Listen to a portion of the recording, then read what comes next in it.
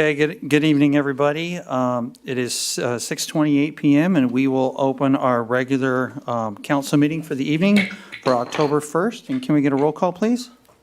Councilmember Martinez? Here. Councilmember White? Here.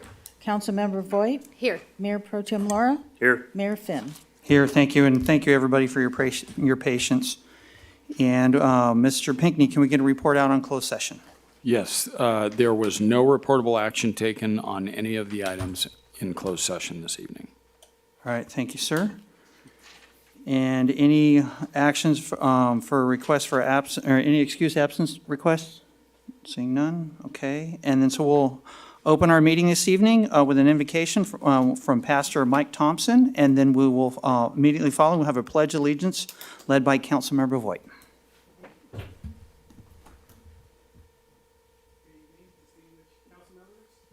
Oh, I got to push it. There you go. Good evening, distinguished council members, staff. Elizabeth Gibbs, good to see you guys. Let's pray. Lord Jesus, God, we thank you for this incredible city. We thank you for this incredible leadership team that you've assembled here. We know that all authority comes from you. And so we recognize you in this place. We thank you. We glorify you. We ask for great wisdom, insight, and discernment into the affairs of this city for the people here. We ask that your hand would be upon every single one of the council members, that you would give them incredible wisdom and discernment in how to discharge their duties as council members. We thank you for this time. We pray that you would go before us now. In Jesus' name, amen. Amen. Please join me in the Pledge of Allegiance. Ready? Begin. I pledge allegiance to the flag of the United States of America and to the republic for which it stands, one nation, under God, indivisible, with liberty and justice for all. Thank you, Mike and Jessica. And do we have any adjustments to the agenda? No, Mayor. All right, thank you. Any conflicts of interest this evening? I would just like to say that no, I'm just kidding. I don't have to recuse myself this evening. You had a pattern going there for a little while. All right, thank you. And so we are on to announcements. We have a proclamation for you this evening. It's Breast Cancer Awareness Month for October 2024. So whereas National Breast Cancer Awareness Month is recognized annually in October, serving as a time to educate, support, and raise awareness about prevention, early detection, and treatment. Whereas it is critical to honor and remember those who have battled breast cancer, celebrate survivors, and stand in solidarity with those currently battling this challenging disease. Whereas according to the American Cancer Society, when breast cancer is detected early and is in localized stage, the 5-year relative survival rate is 99%. Whereas early detection includes performing monthly breast self-examinations and scheduling regular clinical breast exams and mammograms, with the American Cancer Society recommending an annual mammogram for women once they reach age 40. Whereas breast cancer is the second most common cancer in American women, with the American Cancer Society estimating that 310,720 women and 2,790 men will be diagnosed with breast cancer this year. Now therefore be it proclaimed that the City Council of the City of Beaumont hereby proclaims the month of October 2024 as Breast Cancer Awareness Month to raise public awareness and recognition of the illness and its effects, encouraging women especially to be conscious of the benefits of early detection, diagnosis, and treatment of breast cancer. Be it further resolved that the City Council, in a powerful display of support, calls upon all City of Beaumont employees to don in pink attire throughout October to raise awareness for breast cancer and show solidarity with those affected by this disease. In support of this city employees will wear pink every Wednesday, and the police department will display the breast cancer awareness pink patch on their uniforms. Through donations from the sale of the Beaumont Police Department's pink t-shirts and patches, the city will donate proceeds to fund breast cancer research and services. Thank you. Okay, so on to public comments. Do we have any public comments for any items that are not on tonight's agenda? I have no written requests. Mia, do we have any callers on the line? No callers. Okay, thank you. And then on to the consent calendar. Do we have any items to pull for discussion? Okay, seeing none, can I get a motion then? Mayor, I will move to approve this consent calendar items G1 through G7. I'll second. All right, thank you. Roll call, please. Councilmember Martinez? Yes. Councilmember White? Yes. Councilmember Voigt? Yes. Mayor Pro Tem Laura? Yes. Mayor Finn? Yes, thank you. So on to item H, our youth council report. Mr. Martinez, do we have anything this week? No, Mayor, no report. Okay, thank you. And on to our public hearings. It's item I1, adoption of development impact fees nexus study and development impact fee schedule. And we have a staff report by Jennifer Eustace. Thank you. Good evening, Mayor and Council. Before you this evening is the third public hearing on the adoption of Development Impact Fee Nexus Study and Development Impact Fee Schedule.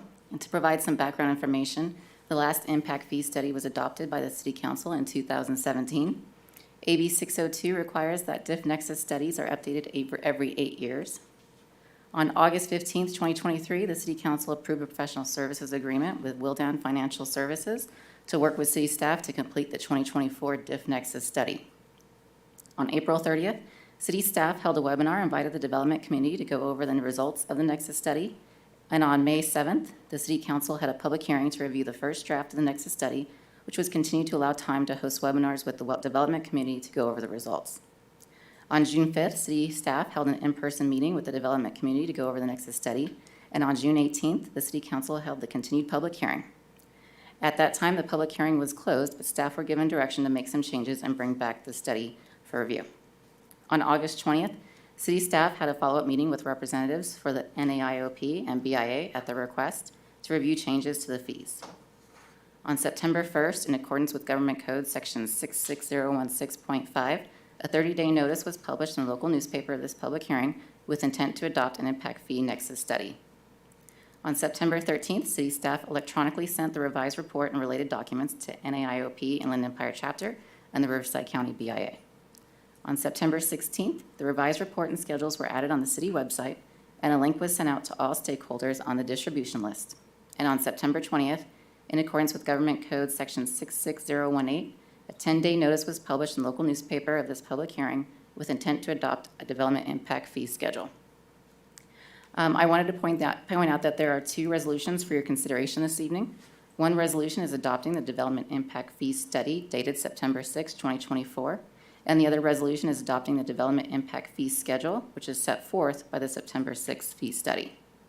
The City Council can choose to adopt the fee study resolution only, or can adopt both the fee study resolution and the fee schedule resolution. And I would like to note that should the council decide to adopt the fee schedule this evening, the resolution states that the fees will be effective in 60 days. However, staff are recommending the fees to be effective January 1st, 2025. Other options include implementing fees at lower levels than the maximum justified fees included in the study, or a phased approach to fee implementation. However, these options are not recommended by staff. And with that, I'm going to pass it over to Carlos from Wildan, and he's going to go over the changes since the last public hearing and staff recommendations. Thanks, Jennifer. Carlos Villarreal with Wildan Financial Services. Pleased to be here with you all again. So in this presentation tonight, I'm going to skip over some of the Impact Fee 101 because I've been in front of you a couple times. We're going to jump right into summarizing the changes since the last study. We will review the council direction and how it was addressed from the prior public hearing. And then we'll take a look at the revised fee schedule. And then we'll put that into context in terms of a revised fee comparison. So here are the changes since the last report. The first big change is that we updated the growth assumptions to match general plan build-out as the planning horizon of the fee study, as opposed to 2040, which was being used in the prior draft.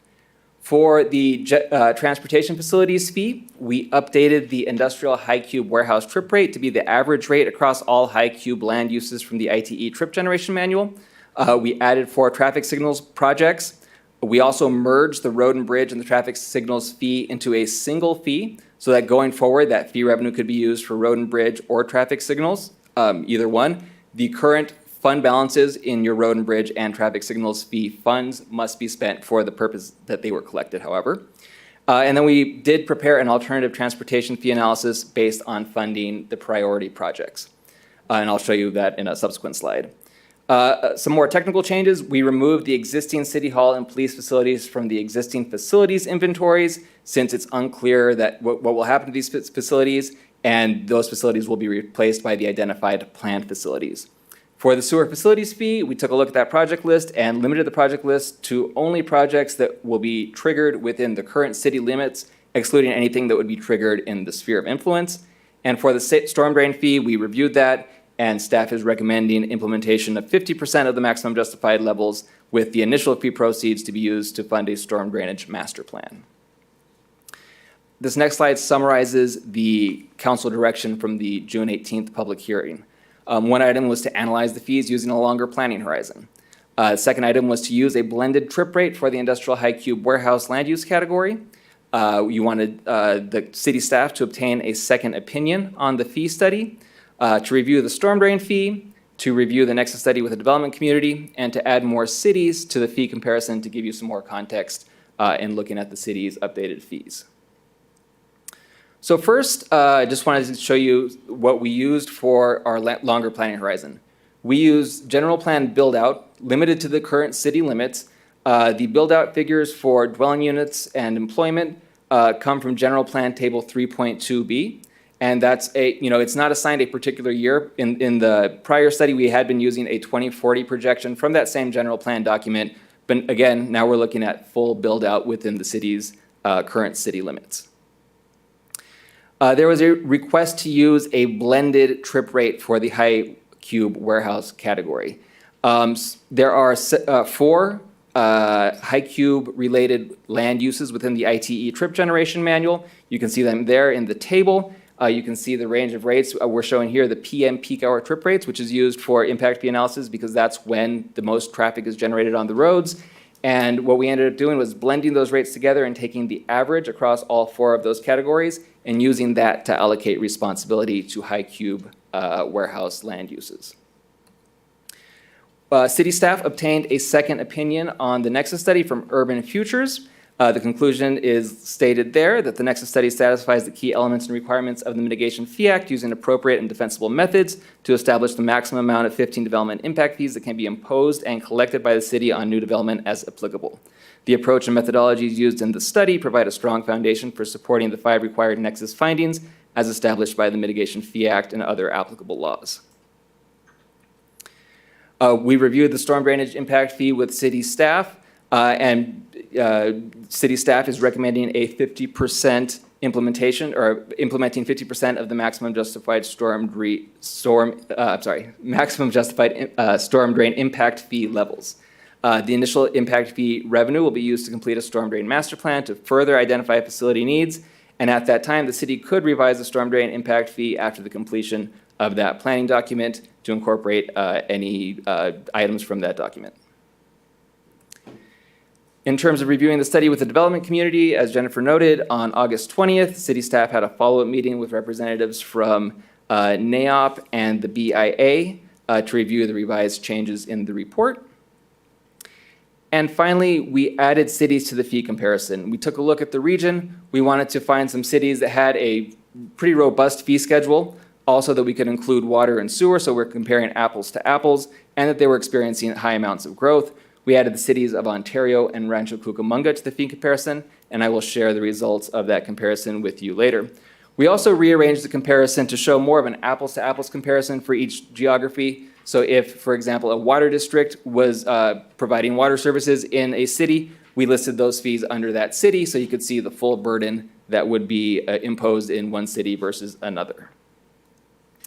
Earlier on, I mentioned that we took a look at a transportation fee alternative. In this table, all the projects are the projects that are in the study, but we took a look at this priority scenario. You can see the highlighted priority projects, and we've calculated the fees for just funding those priority projects as opposed to all of the projects in the project list.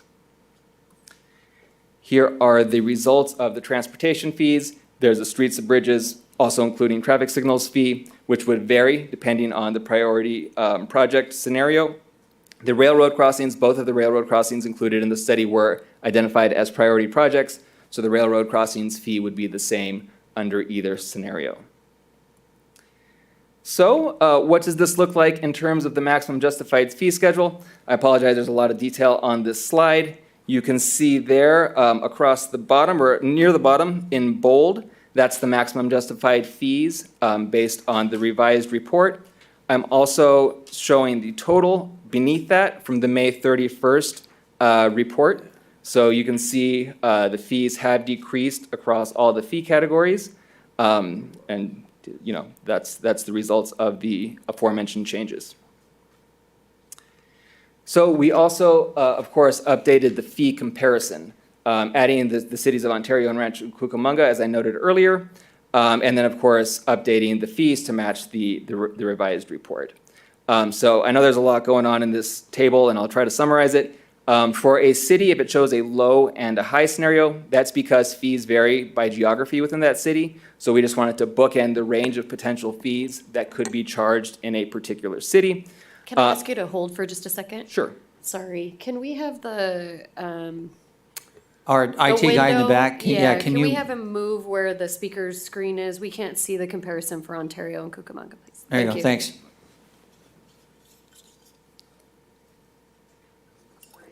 Oh, no problem.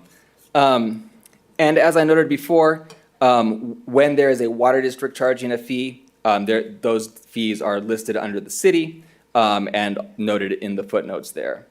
And I know there's a lot going on in this table, so we also put together a bar graph to sort of summarize the results and maybe make it a little bit easier to digest. So all the comparison cities are there in blue. The orange bars are your current fees, and then the proposed fees, including the 50% reduction for the storm drain fee, are shown there in the green bar. In this next slide, we have that same comparison, but for 20 multifamily units. All of the same notes that I mentioned for the single-family fee apply here. Low and high show the range of potential fees, and we included water district fees where applicable. And here are the fees in that bar graph representation.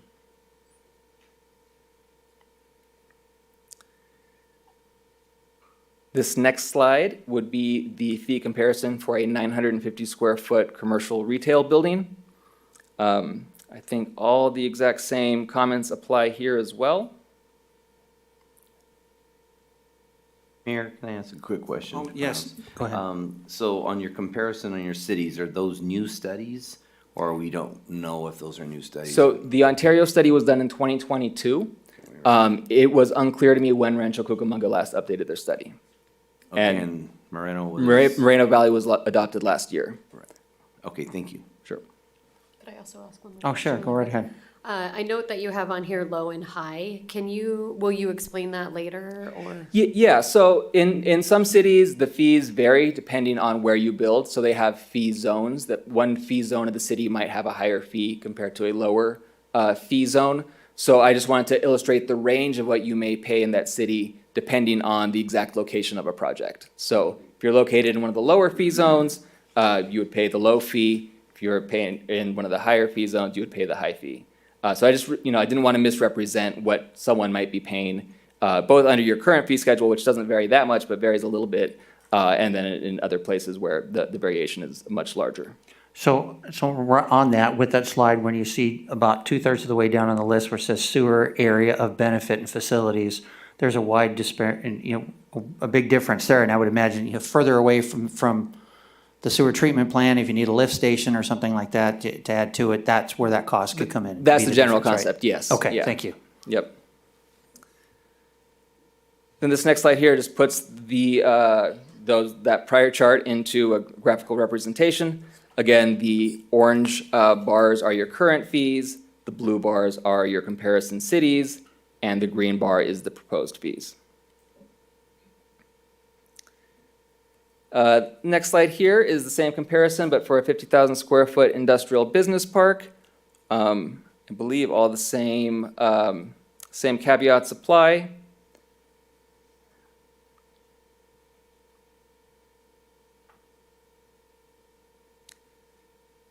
And then we have it here in the graphical bar chart.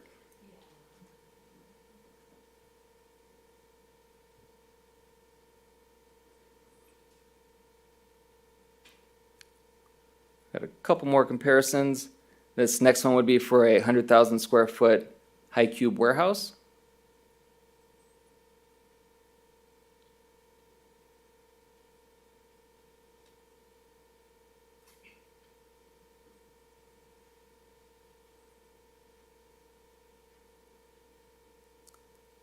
And the bar charts to put it in context.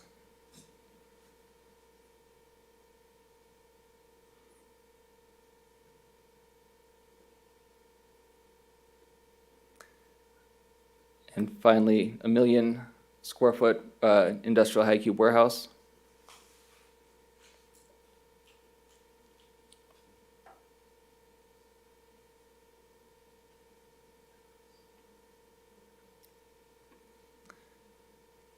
And finally, the bar charts for that scenario.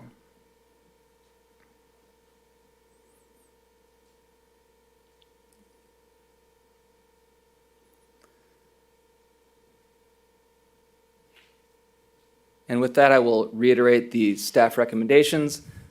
City staff is recommending adopting the maximum justified fee amounts for all the fees with the exception of the storm drain fee, which is being recommended to be adopted at 50% of the maximum justified fee. City staff does not recommend a phase-in implementation for the fee program. And that's my presentation. Would be happy to answer any questions you all might have. All right, thank you. And so before we go to that, this council always wants to hear from the public, so we will reopen our public hearing at 6:50 and check for any public comments. I have a couple emailed, but I have an in-person that I'll take first. Okay. First speaker is Kelly Valkenburg.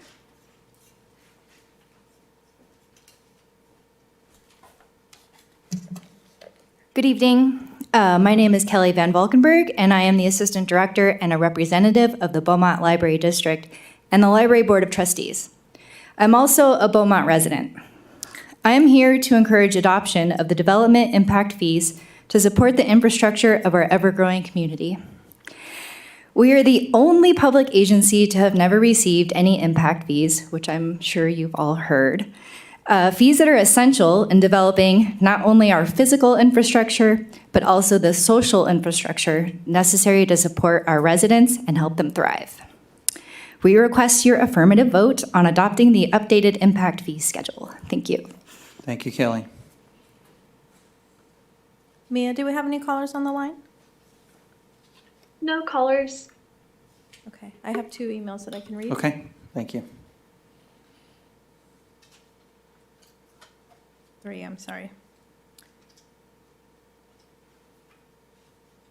First email is from Lou Monville.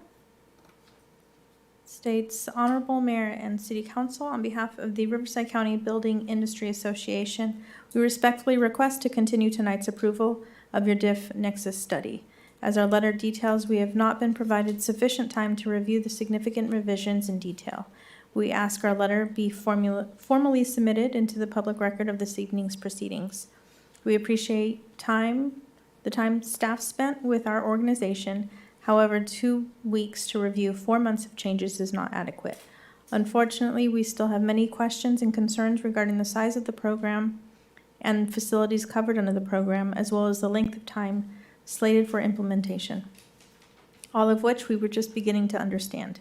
We believe more dialogue between the city and our industry would be beneficial. Finally, we believe the City Council should also consider a phase-in program for increases of this magnitude. In our discussions with staff, they noted they needed direction from City Council to consider a phase-in approach for the DIF increase. We hope Council will provide further direction to staff in this regard, and we would be happy to work with your staff on a phasing plan that would serve the needs of both the city and builders. I would be happy to discuss with you personally and answer any questions you might have.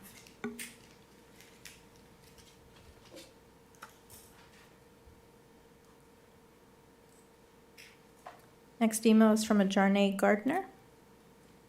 Good evening, council members.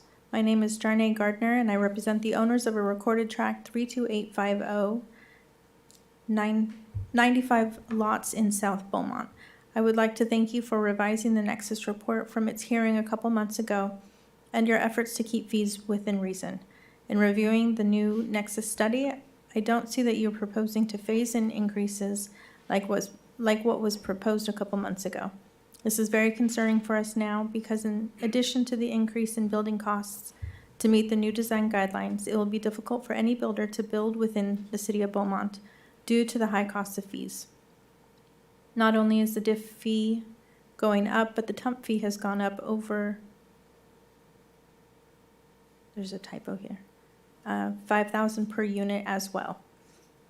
These fees will have to be passed on to the home buyer, which will affect the sale prices of the home. Beaumont is known to the buyers as affordable. However, these fee increases will push sales prices beyond affordable.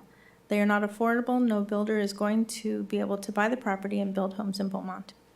I can't stress how much we need the City Council's help to phase in these fees and give property values time to appreciate to help offset these fee increases. I ask that you not approve the Nexus report and as is, and that you develop a phased-in strategy.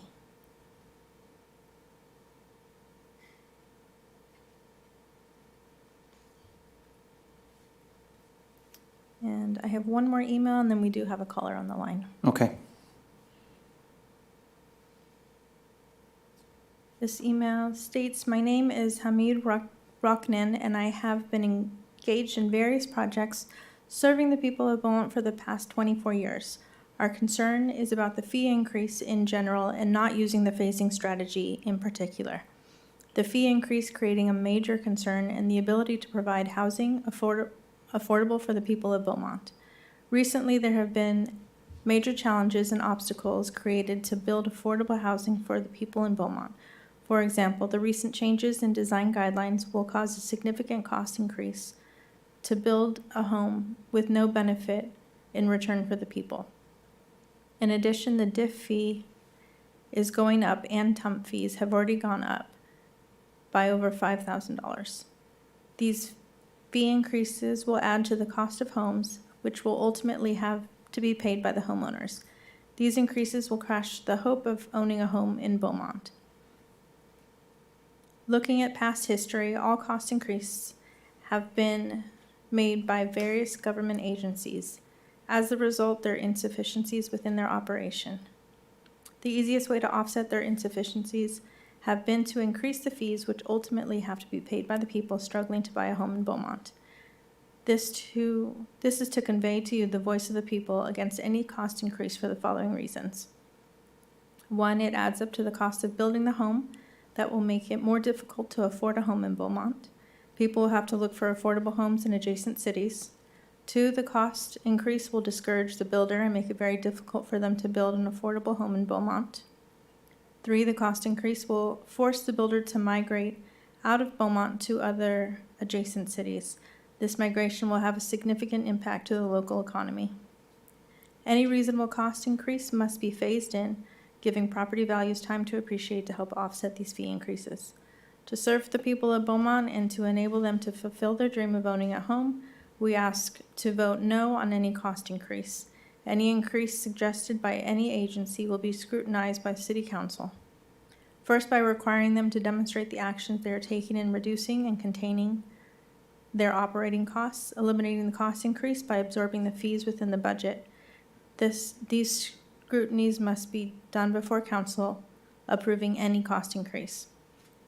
In general, the cost increase are a disservice to the people of Beaumont. I ask that Council not approve any increases, and if it must be, it should be done through phasing strategies rather than sudden increase. Thank you for consideration. And then I'll go to the phone line. Mia, do you still have the caller on the line? Yes, I do. Okay, go ahead and send it through.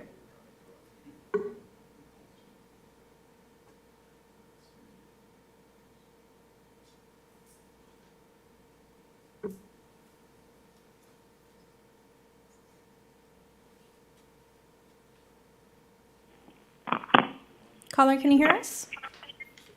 I can hear you. Go right ahead. Good evening. My name is Bill Blankenship, representing the App Inland Empire chapter. Honorable Mayor, members of council, and staff. We had a brief meeting with your staff on August 20th.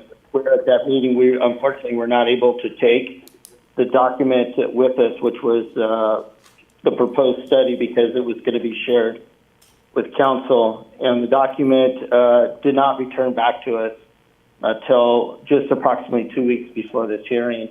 Our consultant only briefly has had an opportunity to look at this, and in their cursory view of this study, it still appears that we're using a build-out scenario, or excuse me, a planning horizon of 2040, with now new build-out numbers applied to that. That represents approximately 73% growth over the next 16 years, which seems like a bit of a stretch, but we certainly don't know that because we haven't been able to explore that with staff. In addition to that, the city's share of the infrastructure, or their share, fair share, that is related to this study still amounts to $319.9 million, which, as I recall from our last hearing, was a great concern of the council. You know, how is the city going to be able to afford their fair share? And then, of course, from an industry perspective, our fee still goes up $4.50. There doesn't appear to be a phase-in that's associated with this study. So simply what I'm asking for this evening, and there are many more issues to cover, but there's lack of time, right? So what I'm respectfully requesting is that we have more time. Staff indicated that there would be more time, and unfortunately, for whatever reason, there wasn't more time. So I'm respectfully requesting that we continue this item this evening, allow our consultant to do the review that is necessary so we can have some meaningful conversations with your city consultant and city staff. And it is our goal to come to the same place where you are, and that our industry pays its fair share at the end of the day. So with that said, again, I respectfully request that we do not take action this evening and that this item gets continued. Thank you very much, and I'm available for questions. All right, thank you, Bill. Thank you very much. Okay, do we have any more? Just last check. Mia, do we have any other callers on the line? There are no callers.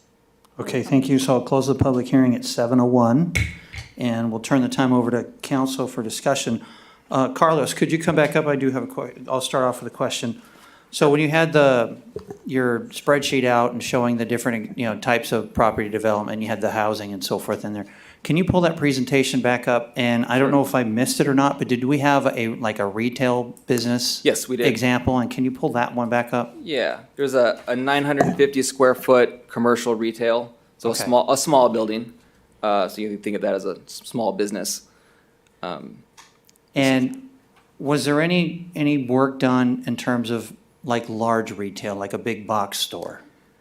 Not in terms of the fee comparison, no. Okay. We did not. I don't recall that request, but we could provide that if that's something you're interested in. Okay, and then can you go to the little summary chart for this spreadsheet here? Okay. Yes. And so,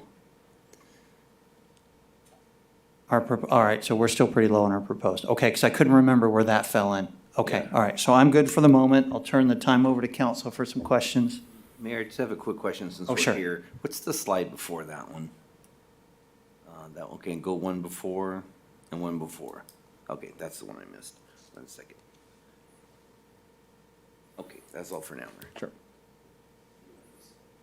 Okay, and we'll go to Mr. White for questions first. Thank you. Can you bring up the first, I think it was your first slide about council instructions on the last council meeting? I got a problem with number 5. That was not what we directed. We didn't direct that we review the new changes with the development community. We did the same thing we did 5 years ago. I think it was 2017. When did we last do our fees? 2017. Were you with us in 2017? Okay. Not when that was adopted. So it's deja vu all over. We came in with the fees to be considered, And we looked at the fees, just like we did this year, and we said, you know what, these numbers just don't look right. We'd like some changes to be made. We went back to staff and we said we'd like, and you also did not include any of our industries at that time in 2017. So we said, we want you to go back and we want you to include them in their input, which is what we directed this time, was to include them in the input of how we come to those numbers. 2017, you brought it back to us just like you did tonight. We learned from the industry representatives, stakeholders, that they had just been given, in this case, it was, we had the meeting in July, right? June, and their first meeting was August 20th, about 2 months after That our was due first to meeting? their schedule. Okay. If you want to make excuses, go ahead and make excuses, but let me finish my discussion here. They were brought in, my understanding, for a meeting, and they were given a review of the charges. They were then not provided with any hard copy for them to take back and get a consultant review at that time. And then a week late, 2 weeks later, they're told we're going to a hearing on this. I am still not comfortable with these numbers, and I'll get to that in a second. I'll go to that right now. So the planning horizon is not 2040? No, it's What was build the out. planning horizon when we came to this in June? It was 2040. Okay. And 2040, we had a problem with that because It wasn't big enough. it wasn't big enough. Yes. Meaning, what wasn't big enough? The planning horizon, basically we're spreading costs over a certain amount of growth and the fees were coming out high. So it was suggested to spread out those costs over more growth. So I went to the full build out in the general plan to spread this. That's not the way I think I explained it. The way I explained it before was that we had a planning horizon and we were looking at projects that would not be built within those 16 years. Mm-hmm. And my argument was if we do a fee study and we determine that we're going to build $500 million worth of projects, Mm-hmm. that was the number last time, I think it's 3 something, right? At that point, if we are charging money to spend on that $500 million or $300 million worth of projects, yet we don't get those built in that 15-year time horizon, Mm-hmm. then we've charged the developers more than we should, because we're taking in money for projects that are not going to get built. So now we have a 2040 horizon. We have With a build a out. horizon of build out. It's not Okay. 2040. So we have a build out. We'll flip it. We have a build out of what you're saying is 96,000. I think the general plan says 96, 97,000. Is that where you got that number? The general plan does not list a population, it lists dwelling units, and I calculated the population based on your current occupants per dwelling unit factors. Okay, so we're basing fees on the fact that we have 96,000 people coming here. Mhm. Okay. How many houses do we have entitled right now that are not built?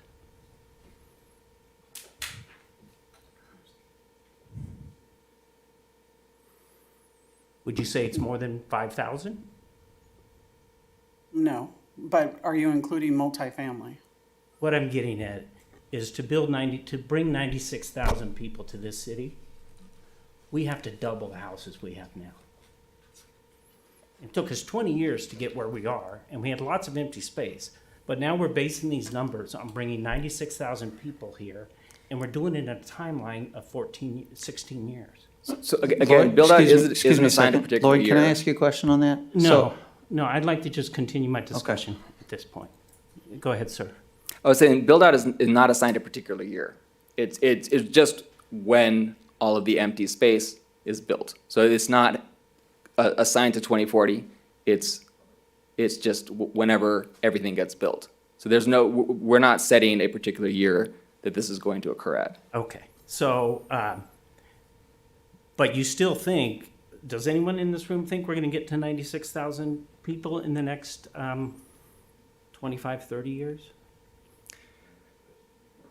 We redo this every 5 to 8 years, and we do that in a sense that if our numbers are not right this time and the growth is faster than we expected, then we can adjust those numbers. If the growth is not coming, then the projects we need don't need to be built, right? We're basing these projects that we have to build on 96,000 people living here.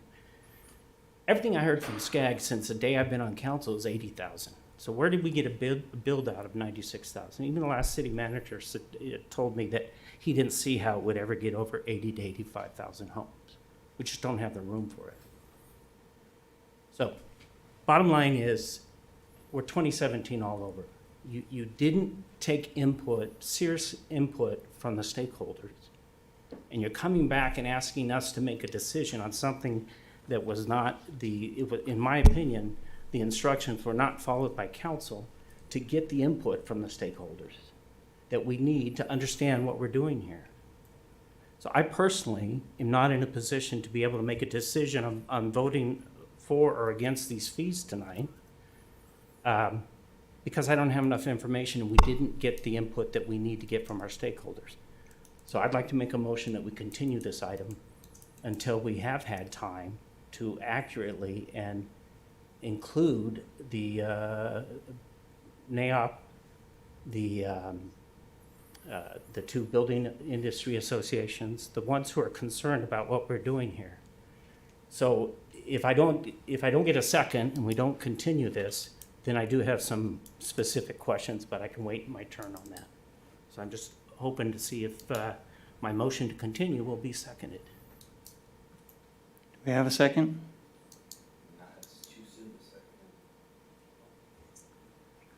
If I may comment on that, I don't mind looking at that as a potential final vote, but there's a lot of discussion I still have that I think we can do at this point, so I will not second that yet. I would agree. I think I have some other things I'd like to vet out a little bit, and I'm not disagreeing or in disagreement with that, but I do think that there's some things that we can discuss to vet out. Okay, so, no, I'm sorry. So then the motion dies without a second. Okay, so did you want me to continue with my questions, or would you like? You have the floor, sir. What's that? You have the floor. Go ahead. Okay.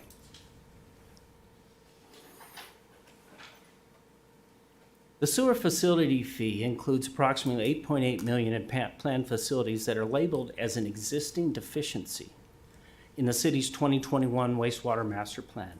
Yet the Nexus study allocates these costs as 100% to new development. How can that be justified? That's not true. I used the sewer master plan to identify the allocation to new development. That document identified each project and an allocation to expansion. And I used the figures straight from that document to drive the sewer facilities fee calculations. So there's not a labeled existing deficiency in the city's wastewater master plan? I used the allocation to new development from that particular document, and by law, you can't allocate an existing deficiency to the impact fee. So your answer to my question is no. When I asked you, is there a labeled existency deficiency in the city's 2021 wastewater master plan, your answer is no. I don't recall off the top of my head, but I used the allocation for each project that's listed to future expansion and growth. That's what I used to drive the fee calculation. So I did not, if there wasn't an existing deficiency, I did not allocate it to the impact fee program. Does it matter if there is a deficiency that we're The trying deficiency to? cannot be funded through the impact fee, so it certainly matters. It does matter or doesn't? It certainly, yes, it does matter. Okay. And that is the kind of input that we would have gotten from, because this is straight from one of the stakeholders I talked to you about. That's the kind of input that we would get that would help us understand these numbers are accurate and we can feel comfortable in making those choices. Next one. The proposed police station has a budget of approximately $71.8 million for construction. Fiscal year 25-29 CIP shows a construction budget of only $50 million with $1 million of funding already identified. Why is there such a large disconnect? We reviewed the unit cost to calculate the total cost of the police station and updated that based on other cities' experience. So the CIP budget of $50 million doesn't match the approximate construction, I think, of what you're saying is $71.8 million. Correct. Okay, again, I hate to be doing this, but this is the things that the stakeholders would have asked in their meeting. And to me, I think I've only picked the ones that a computer developer like myself is looking at and going, wait a second, this just doesn't look right.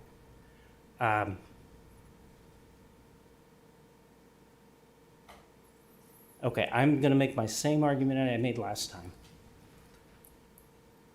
We don't build these projects. We don't get these 500, what is it now? It's 319 million? Is that what we're looking at? For the city share, I believe that's correct. And also, I thought in the discussion we had about prioritizing projects so that we could possibly consider, okay, this project is a low priority and a big cost, and we're not gonna get it done. We're not gonna probably start it for 20 or 30 years because we don't have the funding for it. I thought the prioritization of projects was going to be something that we discussed. I'm assuming it was just taken on the priority of the CIP. My recollection of the discussion was council didn't like the near-term, mid-term, long-term, and asked staff to reduce it to those projects that weren't near-term. Yeah, I think you're right. I think council did have a problem with that. That was not my problem. My problem was that we were calculating development fees on a number that we're never gonna reach. And if we are gonna reach it, we're not gonna reach it in the next 30 years.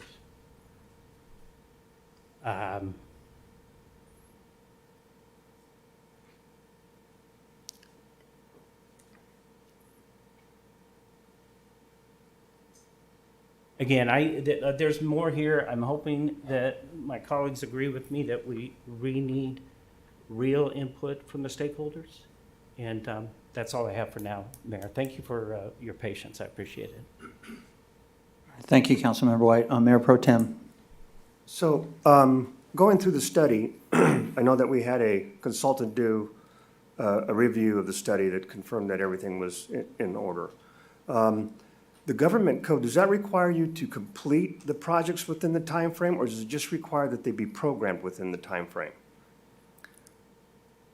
So there's no particular time frame in the government code for when a project needs to be completed. If you are, for example, collecting fee revenue so it accrues to a large enough amount so you can Right. build a project, what you need to do in that case is report what you're collecting the fee revenue for in your annual and your 5-year report so you can demonstrate that you're collecting it for a real project. So, Okay. but if you do that and the project is actually occurring at some point in time, you could collect fees as long as you need to accrue enough. Right, because a lot of what we do, or what we have been doing is, we set money aside for certain projects. You know, I think we put $500,000 towards Beaumont Avenue. At one point, we had a couple million set aside initially when we started to do the grade step in Pennsylvania. So obviously, the grade step's not built, but it is funded and it is under design. So there isn't a criteria.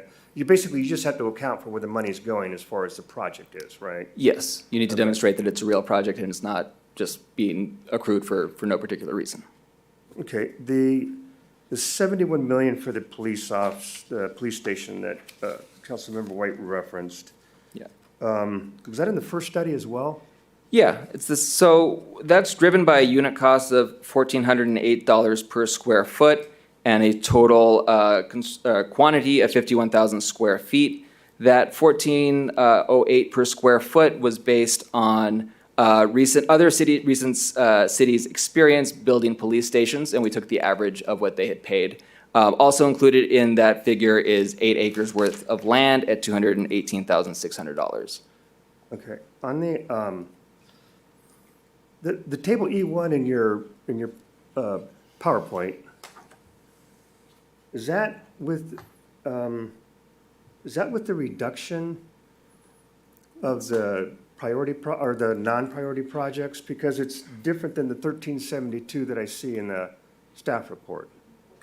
I think, okay, so the difference between what you might be seeing in the staff report, the maximum justified fee includes the storm drain fee, and staff is recommending 50% of the storm drain fee be implemented. So if you look there on footnote number 4, under the storm drain fee, it says fees shown are 50% of the maximum justified amounts based on direction from city staff. So it's all the maximum justified fees except for 50% of the storm drain fee, which is why you're getting the discrepancy between the table in this presentation compared to table E1 in the study. Okay, so, and I agree with Councilmember White regarding the stakeholder input, but have we received any input from the stakeholders based on their initial review of the first staff report or the first report that we put out? Because not everything changed in this one.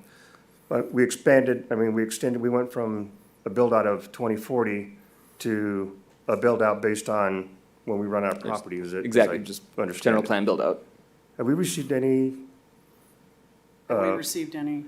input or from the stakeholders in regards to questions that they had that we responded to or haven't responded to yet? I haven't received any, other than what was discussed at council. Have you?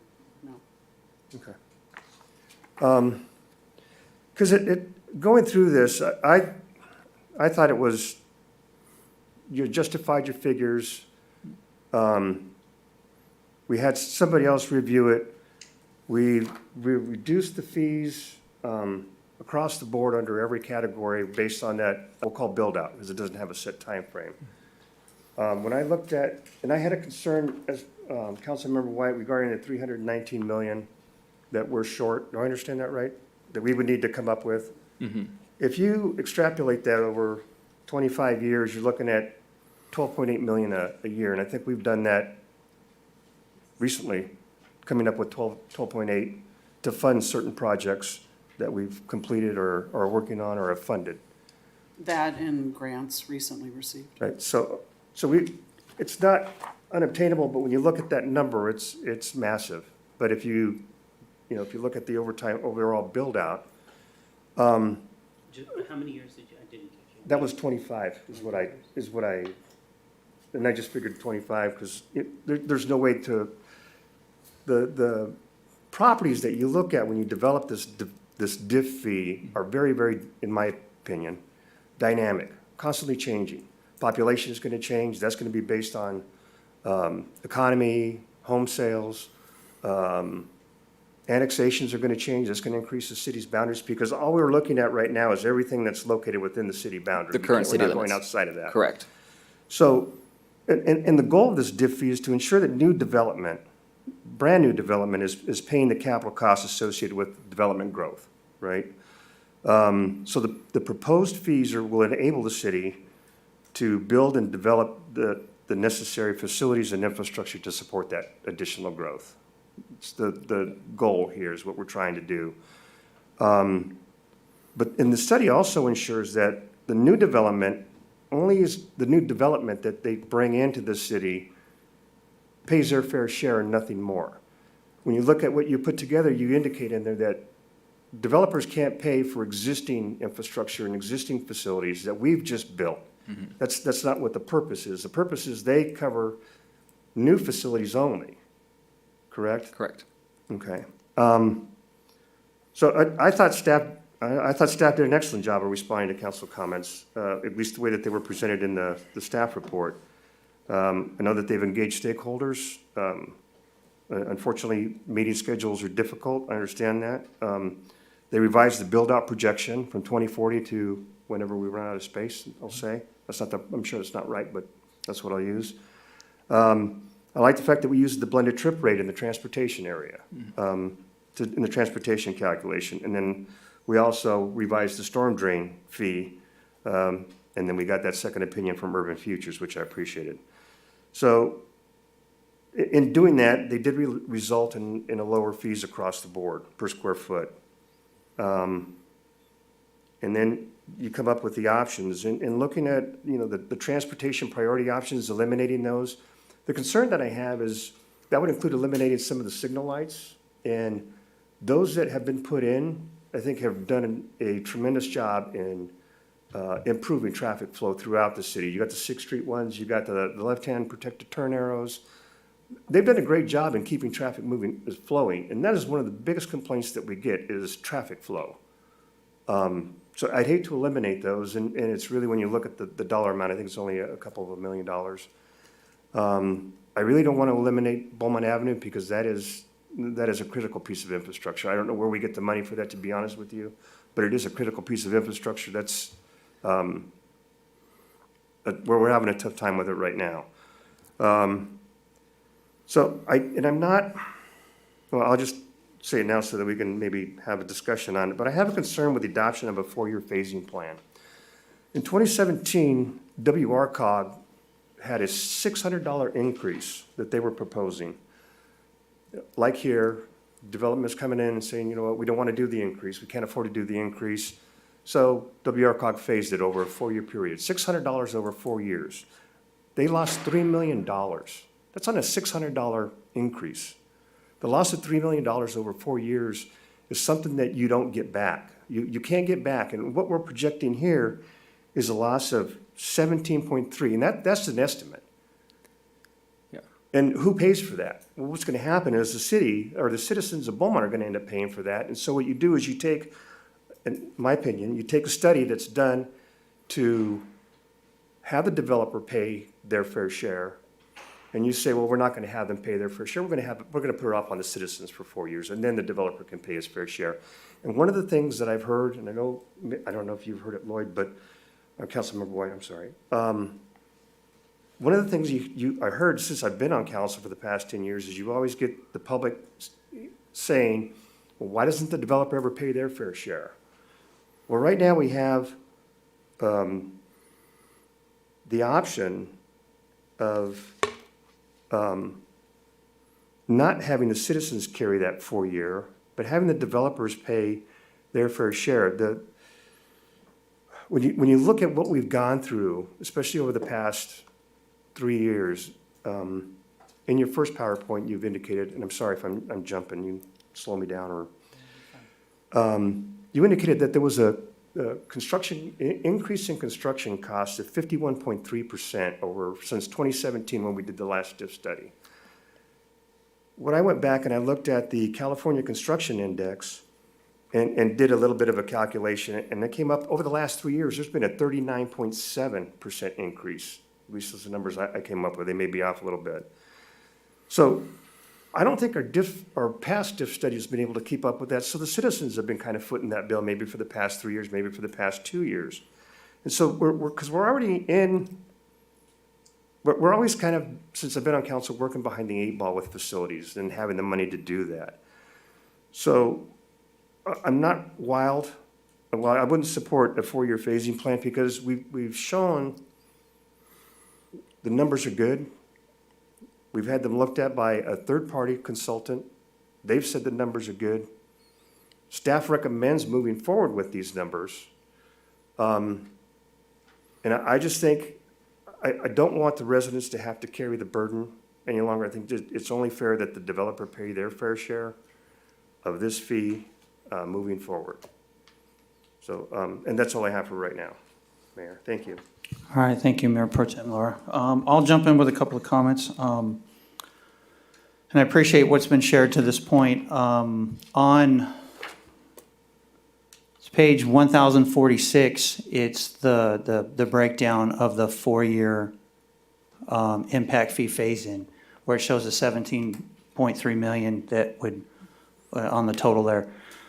On one of in the legend at the bottom, it says assumes build out in 32 years with equal growth per year across all land use categories. I think it's quite possible that we could be at build out in 32 years. I use my own personal example. Moved to Beaumont in 2003, we had 13,000 people. So 21 years later, we have 56,000 people. So 32 years from now, it's quite possible we could be at that build out of 87 to 97,000 people, or however it turns out to be. So I think that's quite possible for that to happen. In reference to the comments that were made from the building industry, I understand that this will add to the cost of building a home. But I also think the inverse to that equation is it will probably push down land values to make up for it. If a piece of property was worth $2 million right now and you're going to build homes on it and the fees double, if your market is going to dictate a certain price for the end product, then I think a builder needs to look at, or a developer, I should say, what are they paying for the land moving forward? So if it's double the cost of doing business, then now maybe that land is worth half as much. And so I don't know what type of impact that's really going to have going forward. I know that we have homes in the entitlement process, but our growth rate, I think, is going to be a little slower over the next few years, but then that can certainly ramp back up. So in general, I think the market will dictate it and correct itself. I'm not in favor of the four-year phase-in plan. I think we're leaving too much on the table. And I do think that we've brought this, to the public several times. I don't mind bringing it back in the short term, but I guess my question would be is, if they've had 2 weeks to look this over, how much time was needed? And I don't think there was a recommendation in any of the comments, unless I missed that, on how much more time, the developers wanted to bring it back. Every time I hear something like this is brought up, of course, their intention is going to be push it out, push it out, push it out. And I think with the examples that were brought to us in terms of residential and the different types of development, that we're not the highest, we are competitive. And then just last thing in the short term I'll add is we have a mixed message from the public in the outreach that I have done. One, they complain about traffic, but then two, they complain there's not enough services here in town. So if we're trying to fix the traffic and we have additional development coming in that's going to add to that traffic, then they certainly, will pay their fair share.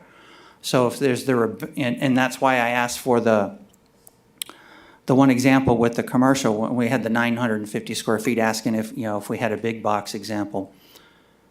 Yeah, I believe it was, if I remember correctly, we discussed that it would be detrimental to retail if we were to push these fees out, that it may slow down any type of retail growth in the city, and that is something that I hear our constituents asking for.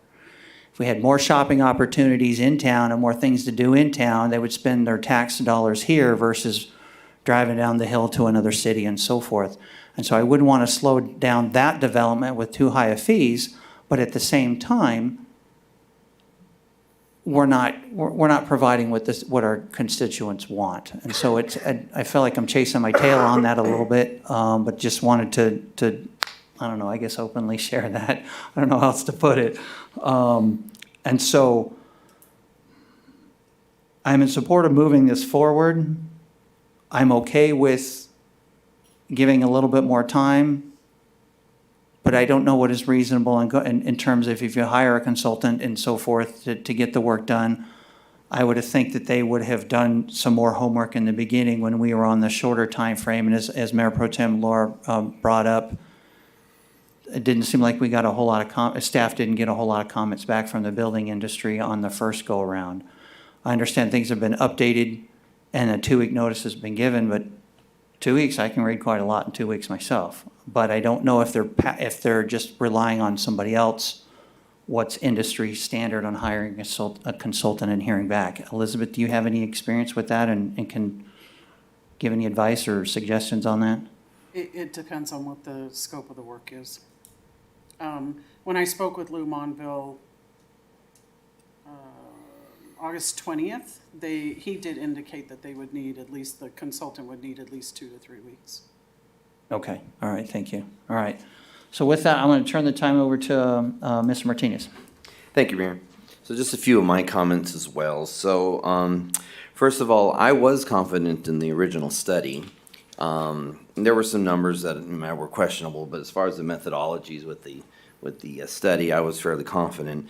But even more so now that we've had a second opinion on that, I'm fairly even more so with the methodologies that were chosen and how things were calculated. So I'm confident with that. Again, there are some numbers that might pop up that we want a little bit more clarification on, but as far as the methodology and approach, I'm confident with that. Second of all, I'm glad to see your comparison with the cities. I think that you are right. It makes us more comfortable knowing that we're not way out of line. I mean, we all saw those numbers. We're fairly in line with some of the more populous cities that are industrial and commercial bound. So that gives me a little bit more confidence with our fees as well. Third, we talk about build out. So 96,000 to me is not unrealistic. I remember when I first got in council, there was a slide that showed us at 102, if you remember right. depending on whatever that was. I can't remember the presentation, but it was a consultant that showed us that 102 or so. So that was fairly, and you have to remember, we don't have a lot of room for single family, but we're looking at multifamily now. That's our focus. We're trying to get arena numbers up and so forth, or complied, so we want to look at multi-housing anyway. So it's not going to take much to start building our population when we start looking at multiple housing, multifamily housing and so forth. So that number to me is not astronomically high. I think that is probably pretty close to what we might see, maybe not far than we might think. Anyway, the fourth thing I wanted to mention was I do have a question on page 1038 for your table 8.3. Am I reading it correctly where you're showing us the project cost? You're giving us the net project cost, and then in the column where it says allocation to new development at 54%, are we asking the new development to pay 54% of that project cost? Is that 54% of the net project cost. So after we've accounted for any alternative funding that's already been programmed to a project, there's grants and so forth, the remainder, 54% of that gets allocated to the impact fee. So to me, is that fair? Because it seems awful high on a project like that to have 54% of it being allocated to new development. Well, Which project are we talking about, just so I'm following? That's why I want to make sure I'm reading it correctly. It's across the board. The 54% is applied across the board. That 54% is a calculation. What we did is we can estimate the number of trips today. We can calculate the number of trips that build out, and then we can figure out new development share of the total trips that build out, and that's shown in table 8.2.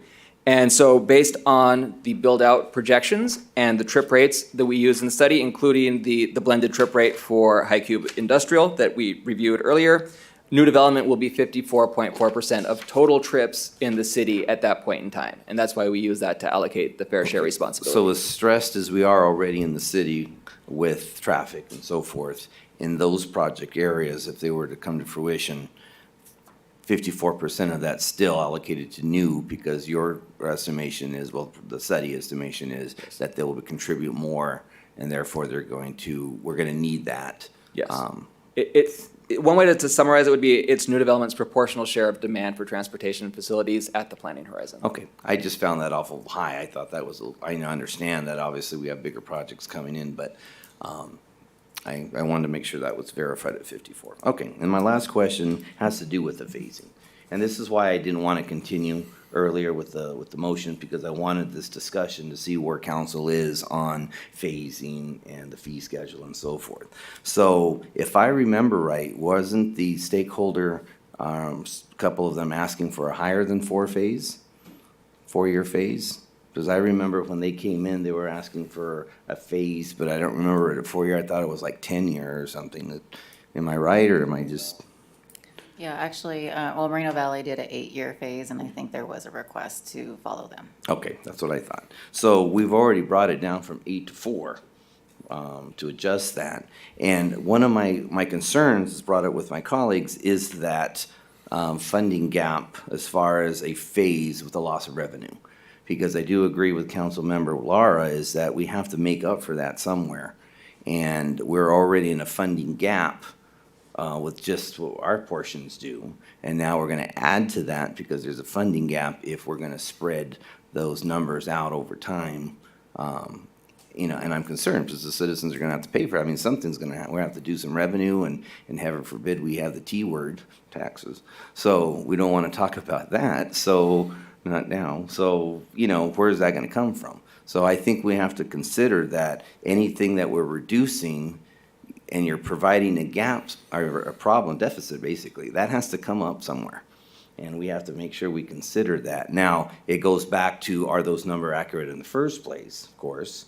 And are those fees accurate so that we understand that we're proportional to everyone? And that's why I do want the stakeholder input, so I will support the continuation when we get there. They've had 2 weeks already, I believe. Ms. Gibbs, you said they had 2 weeks already, so if we They get... received it on the 13th. Okay, so a couple of more weeks, give them 2 more weeks if we try to get it in by our next October meeting to listen to what they have to say.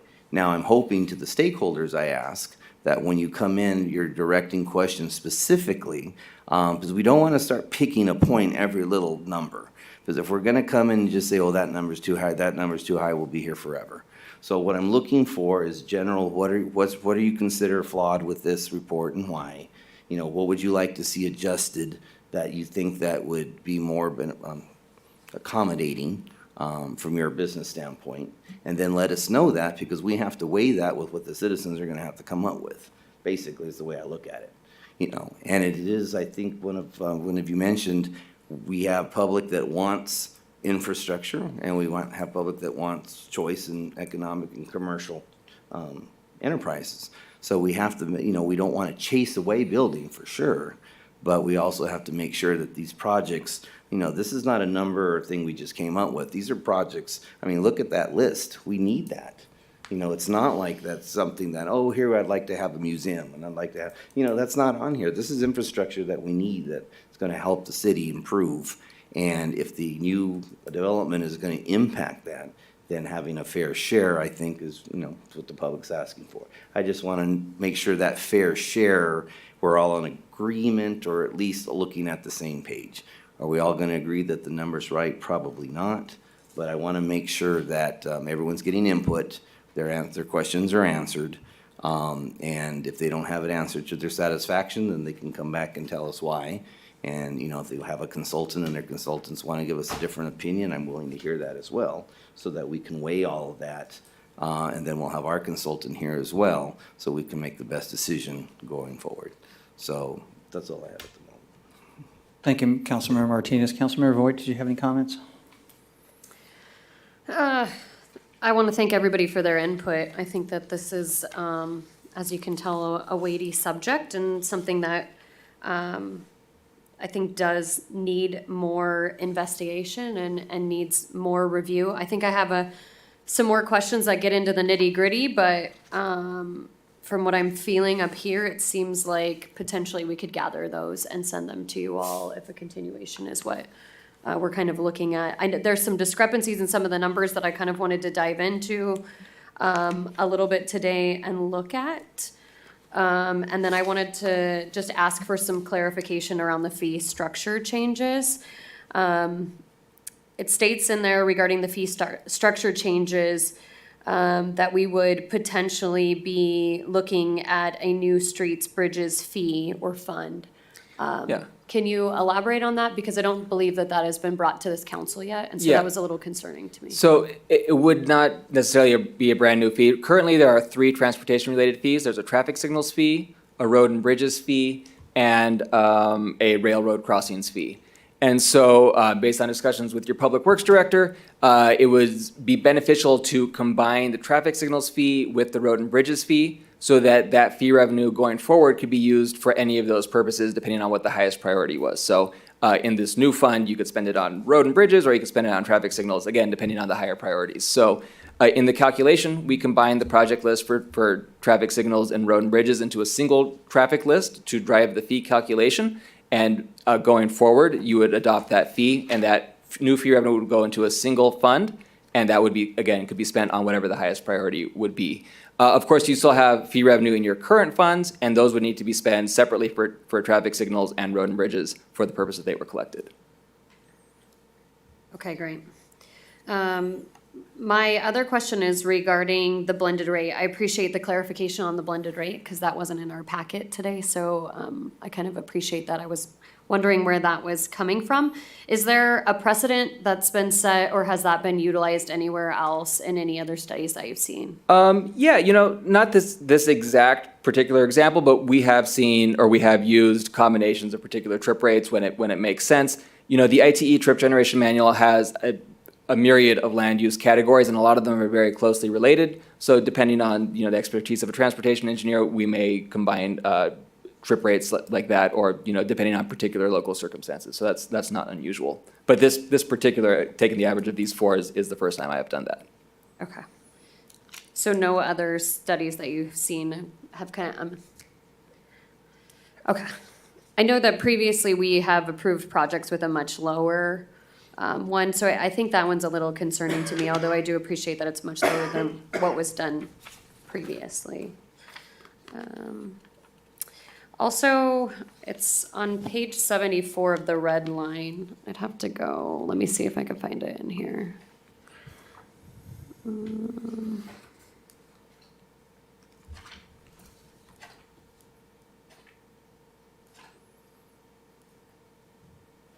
See if I can find it. It's 964. Perfect, thank you. On that one, it shows that for the streets and bridges, it's $5,716. I believe there was another, table that was given to us in 8.4, and what was actually used was 3,332. Do you know what the discrepancy is there? Is Table that just a? 8.4.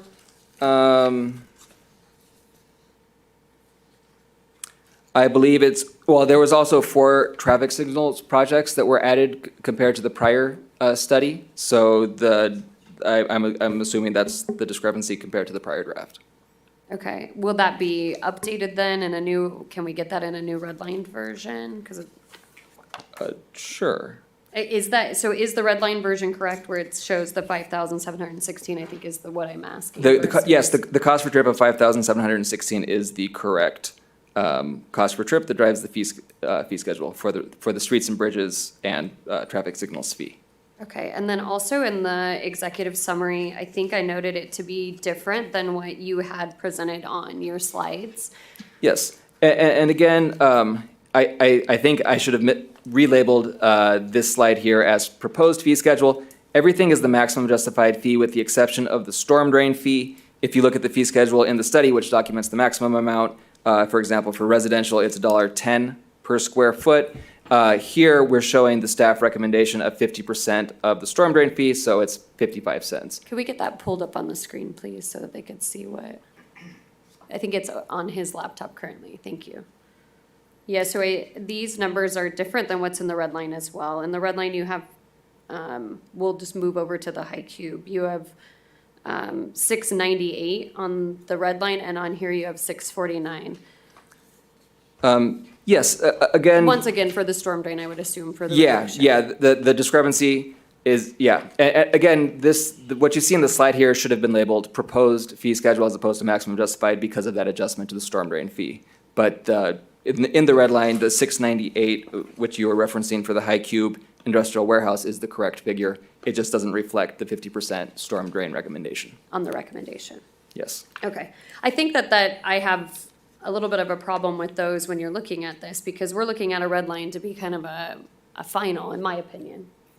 And then I'm seeing different numbers on here when we've never really seen this either. And so, that's concerning as well, to note the differences, because as I'm going through the agenda prepping for today, I'm really kind of basing my information off of that. So I think that's a little disappointing when it comes to trying to make an adequate decision or be ready to make an adequate decision for this. I would have liked to have the slides as well that show the comparisons, because we didn't really have that either. So I think your presentation that you had today was much more informative, and trying to make a decision based off of these final numbers versus what I had in the packet, I think is, just a large discrepancy that I think we should review as well. But with that being said, I think that's really all that I have to get going. All right, thank you, Councilmember Voigt. Councilmember White. So first of all, let me say that as it's been brought up before, we are behind on our traffic infrastructure. Okay, we're not going to build our traffic infrastructure through diff fees. We're just not. We're going to build it through development, and developers bringing in the diff fees as well as the rest of the development. Once I'm comfortable these numbers are good and all the different issues that need to be raised are raised, I will approve and move along with you guys on this. I'm not going to be asking for any kind of phase in. If the only phase in, you raise a good point, but the only phase in I would consider it be a 2-time 6-month each phase in minimum loss. But we have put on the plate of our developers not only the diff fee increases as well as the guideline standard changes. So, Ms. Gibbs, you said that at the time that you said they received it on the 13th. What did they receive on the 13th? They received the same thing that city council did. This whole thing? No, the tables and the red line study and the clean copy, correct? Right. And how did they receive that? That Via- wasn't, that via was. email. What's that? But the meeting on the 20th, what did they receive?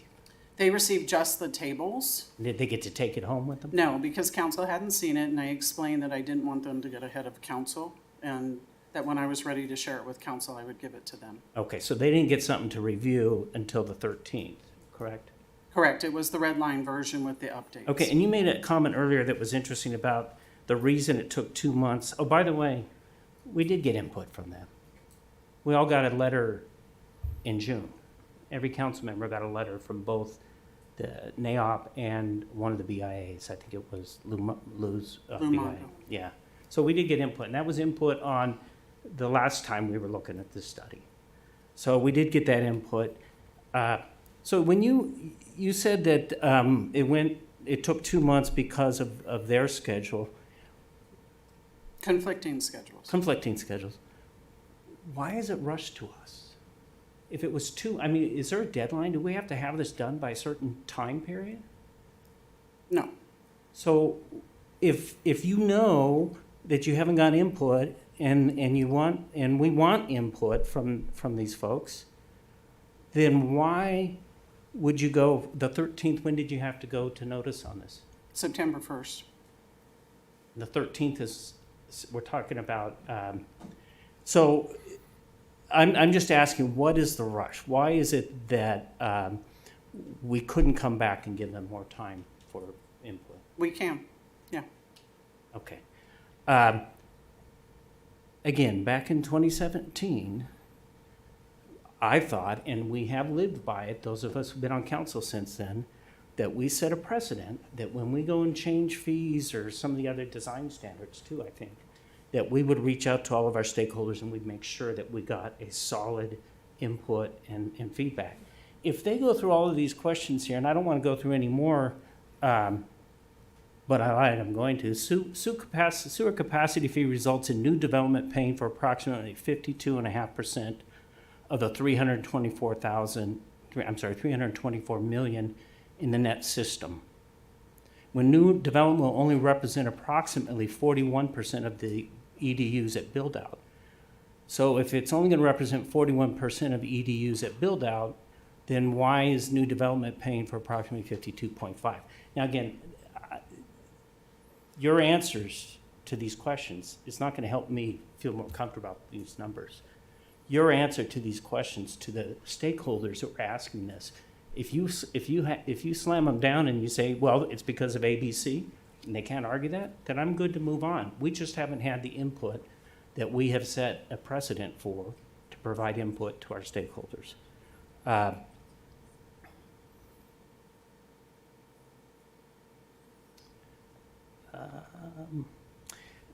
think it was the mayor who brought up the idea of doubling the cost of doing business for developers. In other words, their land values are going to go up if it costs more to develop a home. The land values would go down. Go down, I'm sorry.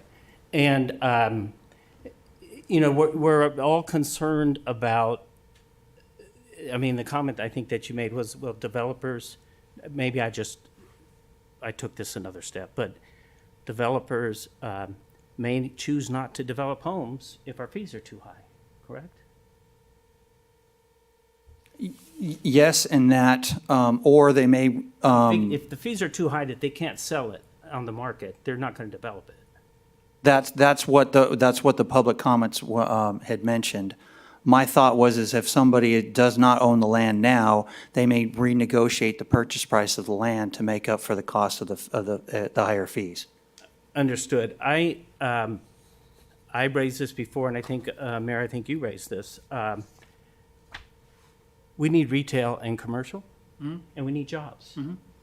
And if we discourage the kind of development that's going to bring us retail and commercial, and discourage the kind of development that brings us jobs, then we're not we're not moving forward in the way that we need to be less than just a bedroom community. One way you fix your transportation infrastructure is you stop forcing people to drive to other counties for work. I mean, that helps. So again, I will come back and I'll try one more time, but I move that we continue this item until both BIAs and NAOP have had an opportunity to exhaust their questions and get their answers. I'm not suggesting anything has to change from those responses unless they're pointing out things that are a problem. So, Mr. White, are you able to clarify a particular date to bring that back? Because in my general opinion, they'll just stall and stall and stall. I don't think that they have stalled to this point, but number two, if we put ourselves in a position where they were provided a quick look at the numbers, and then a couple weeks later, they were given other numbers, and then we went and put it on, and we didn't have enough time. So no, I'm not going to put a specific time. If somebody would like to amend my amendment or amend my motion, I'm willing to listen to it. But I think at this point, again, I just don't understand with what the hurry is to get it right. If you all think it's right now, then let's vote on it now. Let's not continue it. If you guys are good with these numbers, great. I'm not. So Mayor, I'll modify the motion to continue to the October 15th meeting. And I'm going to I ask a won't, question. can I refuse an amendment to my motion? You can refuse that. Yeah, If that's you- not enough time. Okay. So I'm refusing that amendment. All right, I do have a question for staff.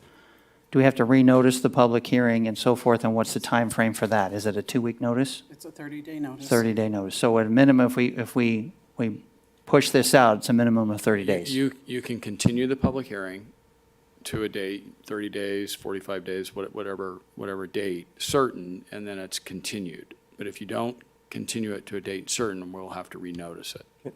Okay. So it doesn't need, clarifying, it doesn't need 30 days from today. We've already given them a 30-day notice for this hearing. It would be, if you continued this hearing to a date certain, whatever that period of time is that you think is appropriate or necessary, then we don't have to renotice the hearing. We don't have to go through that. And that's why I came up with that. I'd be happy to amend my motion to include, we continue it to the first meeting in November. If we give them 2 weeks and their schedules conflict, we're back at the same place on this first week in November. Understood. I'll second that. Any roll call, please? Councilmember Martinez? Okay, yes. Councilmember White? Yes. Councilmember Voigt? Yes. Mayor Pro Tem Laura? Not the way that it's set up. So it'd be no. Mayor Finn? Yes. Just So make a motion comment on that. passes 4-1, and then we will bring this back November, is it 5th? 5th. Okay, thank you. Okay, so moving on to item I2, and to continue the public hearing of requests to appeal a further notice of finding under development agreement, and staff report by Ms. Elizabeth Gibbs. Thank you, Mayor. TriPoint Homes has requested an appeal of the city manager's notice of finding under the development agreement dated August 17, 2004. The public hearing was noticed in the newspaper for tonight's meeting on September 25th. I did receive a written request from TriPoint to continue the public hearing, to continue their ability to appeal until November 5th. Okay, thank you. And we'll open the public hearing at 7:57, and do we have any public comments on the matter?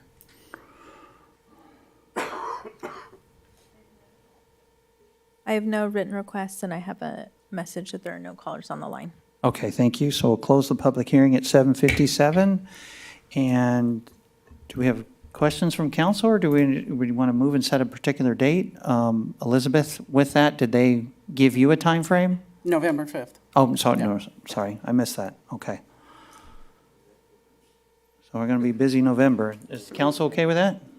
Do we need a motion to, To continue, yeah, we'll need a motion to continue, correct? I'll make a motion to continue the appeal to November 5th. I'll second that. Roll call, please. Councilmember Martinez? Yes. Councilmember White? Yes. Councilmember Voigt? Yes. Mayor Pro Tem Laura? Yes. Mayor Finn? Yes, thank you. Okay, so Joel, before you get too anxious there, let's take a 5-minute break and, and so we'll be back at 8:03. I was trying to make a comment on that because they're going to continue it. And if they're not forced to bring in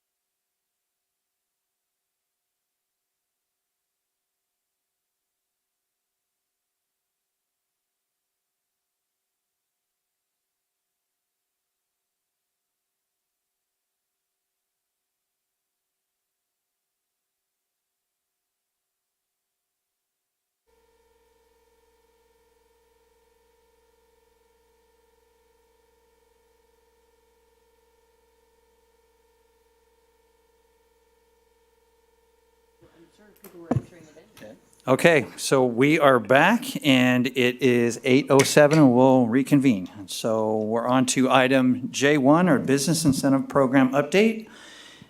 And I'm looking at Robert's name down here, and that is not correct.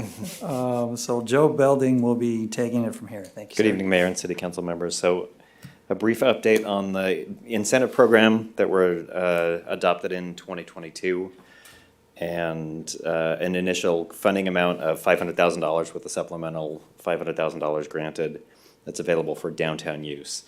And those incentives cover a wide variety of different issues that a business might face, either from startup costs to building deficiencies such as no grease trap interceptors for new restaurants or the lack of fire sprinklers in some older buildings. To date, we've had 28 applications. You can see they're sort of spread evenly across the types of incentives that we have. Only 3 have been funded so far. Those are the grease interceptors. I think at the last meeting we had our most recent one. But there are applications that are slowly moving through the process for each of the different categories here. One of the big challenges that we've noticed, that we've heard from the business owners, is that most of the incentive programs trigger prevailing wage, and that can increase business costs. That money doesn't come for free. So there are construction escalations that result from that. So what we're looking at is potentially a new incentive program that would address that would avoid prevailing wage entirely, and still really get to the heart of the incentive program, which is to create new jobs in the city. So what's attached to the staff report here and what's proposed tonight is a new incentive program that's focused purely on jobs. It's completely unrelated from construction.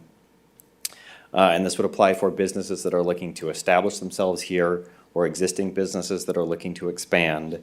There's also the ability to work with business that might be struggling a little bit for a business retention program. That's a permitted use within this program. The way it's structured, there's some complex guidelines that are attached. The sort of high points are every 6 months we would collect applications. There's sort of a pre-qualification process that's described in here about what types of jobs are created, where the jobs are located, whether they meet other strategic goals for the city. As a pre-qualification process, those that pass that pre-qualification test would be invited to prepare a full application that includes a very detailed business plan to show that the city's money is being invested wisely in a proper company within the city. And then there's a lottery system for those final companies to maintain a certain level of objectivity in the entire process. The proposed funding amount for each job that's created or retained would be $20,000.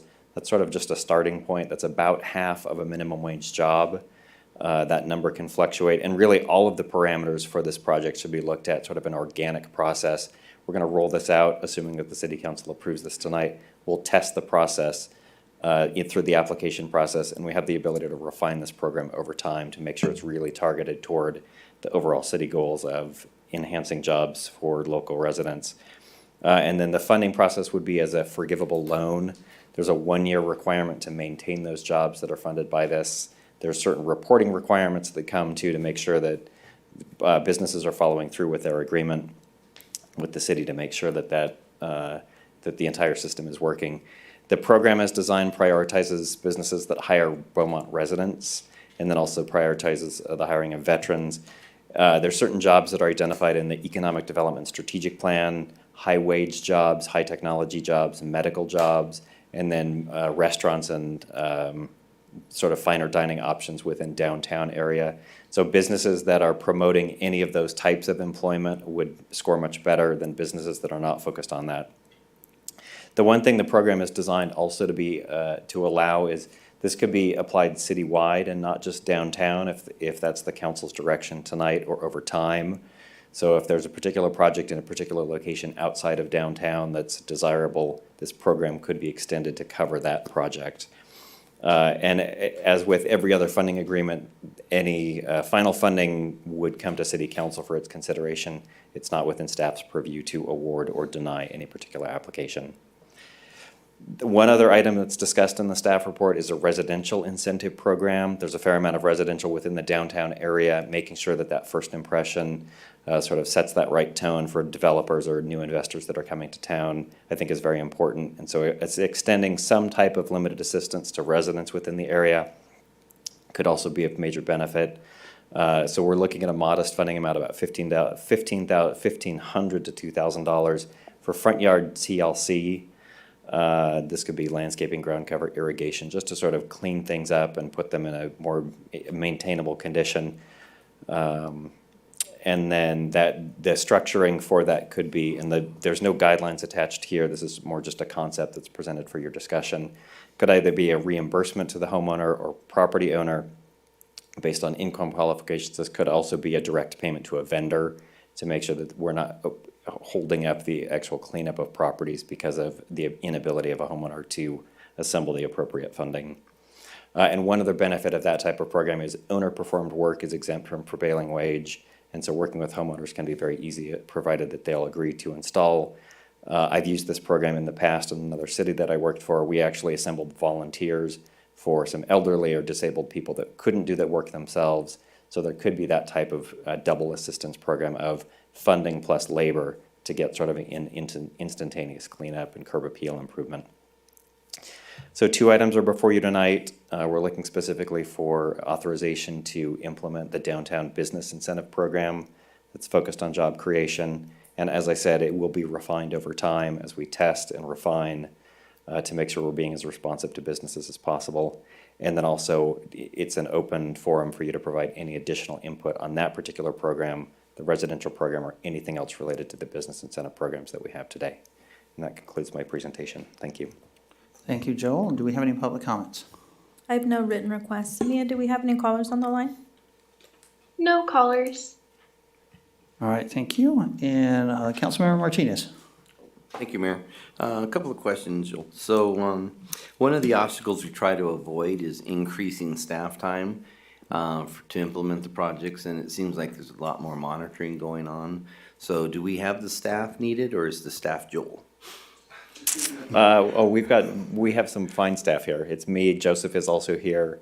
And really, I think this is sort of our core mission, is to do this type of program. And so this isn't extra work, this is the work we should be doing. Awesome. The 1,500 to 2,000, at first I thought it was kind of low, but I understand now since the reimbursement. So the receipts would come in and you'd reimburse for what they purchased to put that in. And that's looking at sort of a typical front yard size of 1,000 or 2,000 Yeah, for square that feet. area, So, they're small.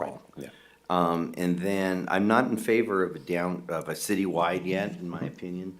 I think we need to focus on the focus area first to see how it goes and what the funding's like, and then how we get input on it. That's my opinion, but I would rather see it focused in that area, the T I called it, which goes up and down. And then we'll see, in my opinion, how it works, and then we can see where our flaws are, what's working, what's not, before we go citywide. So I wouldn't want a whole bunch of things to come in and now we're lopsided the other way.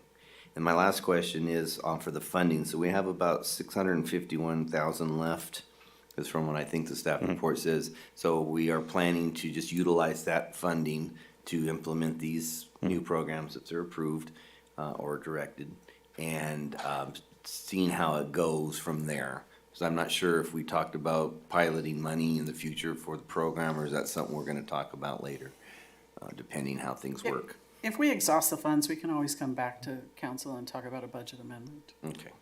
Okay, that's all I have. Thank you, Mayor. All right, thank you, Councilmember Voigt. Thank you, Joel, for this kind of thinking out of the box. I appreciate it, and I think that it's definitely something that we've been looking for to help utilize these funds for sure. I love the idea of the residential kind of spruce up.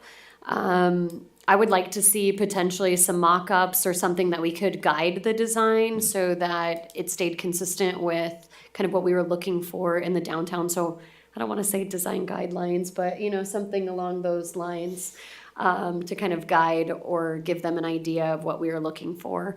One other thing to mention is, as we're trying to create more of a walkable space, maybe looking at some security measures for them, or potentially looking at, could this be applied towards fencing?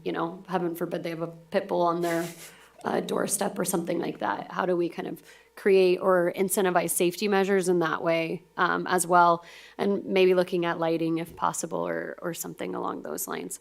I think maybe extending a little bit outside of the T, kind of as an entryway. If there are residential areas, I would like to look at that as well, to kind of set the stage as you come in to the downtown areas. But other than that, I think that is a absolutely spot on for those uses that are in there.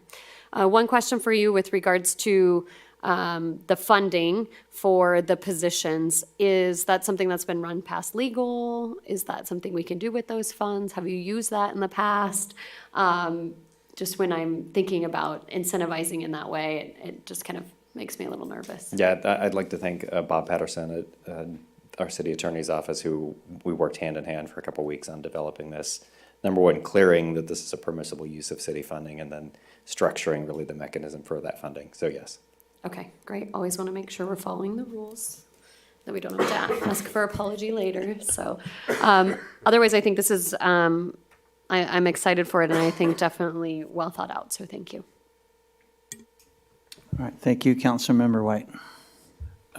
No, I agree. Thank you, Joe. I like the thinking outside the box. I like getting a couple new ideas. Just a couple thoughts I had. Residential, front yard work, or improvements to the front yard. Would you do that in a way that they would come and say, here's what I'm proposing to do? Or would you just say, come bring me the receipts later and we'll say yes or no to those receipts? So we could certainly structure it either way. So as I mentioned, the guidelines haven't been crafted. If the council would like a pre-approval process to show, number one, that the cost estimate will size with the grant program, and that there's a particular design that will actually make an improvement to the property, Yeah. that's certainly something that we could do. One thing that we've talked about internally is also maybe working with some local architects or something to prepare sort of prototype plans, that someone who doesn't feel creative in terms of landscaping, they could sort of have an off-the-shelf plan and then go implement that, and that could be designed then to fit with the funding amount for the grant too.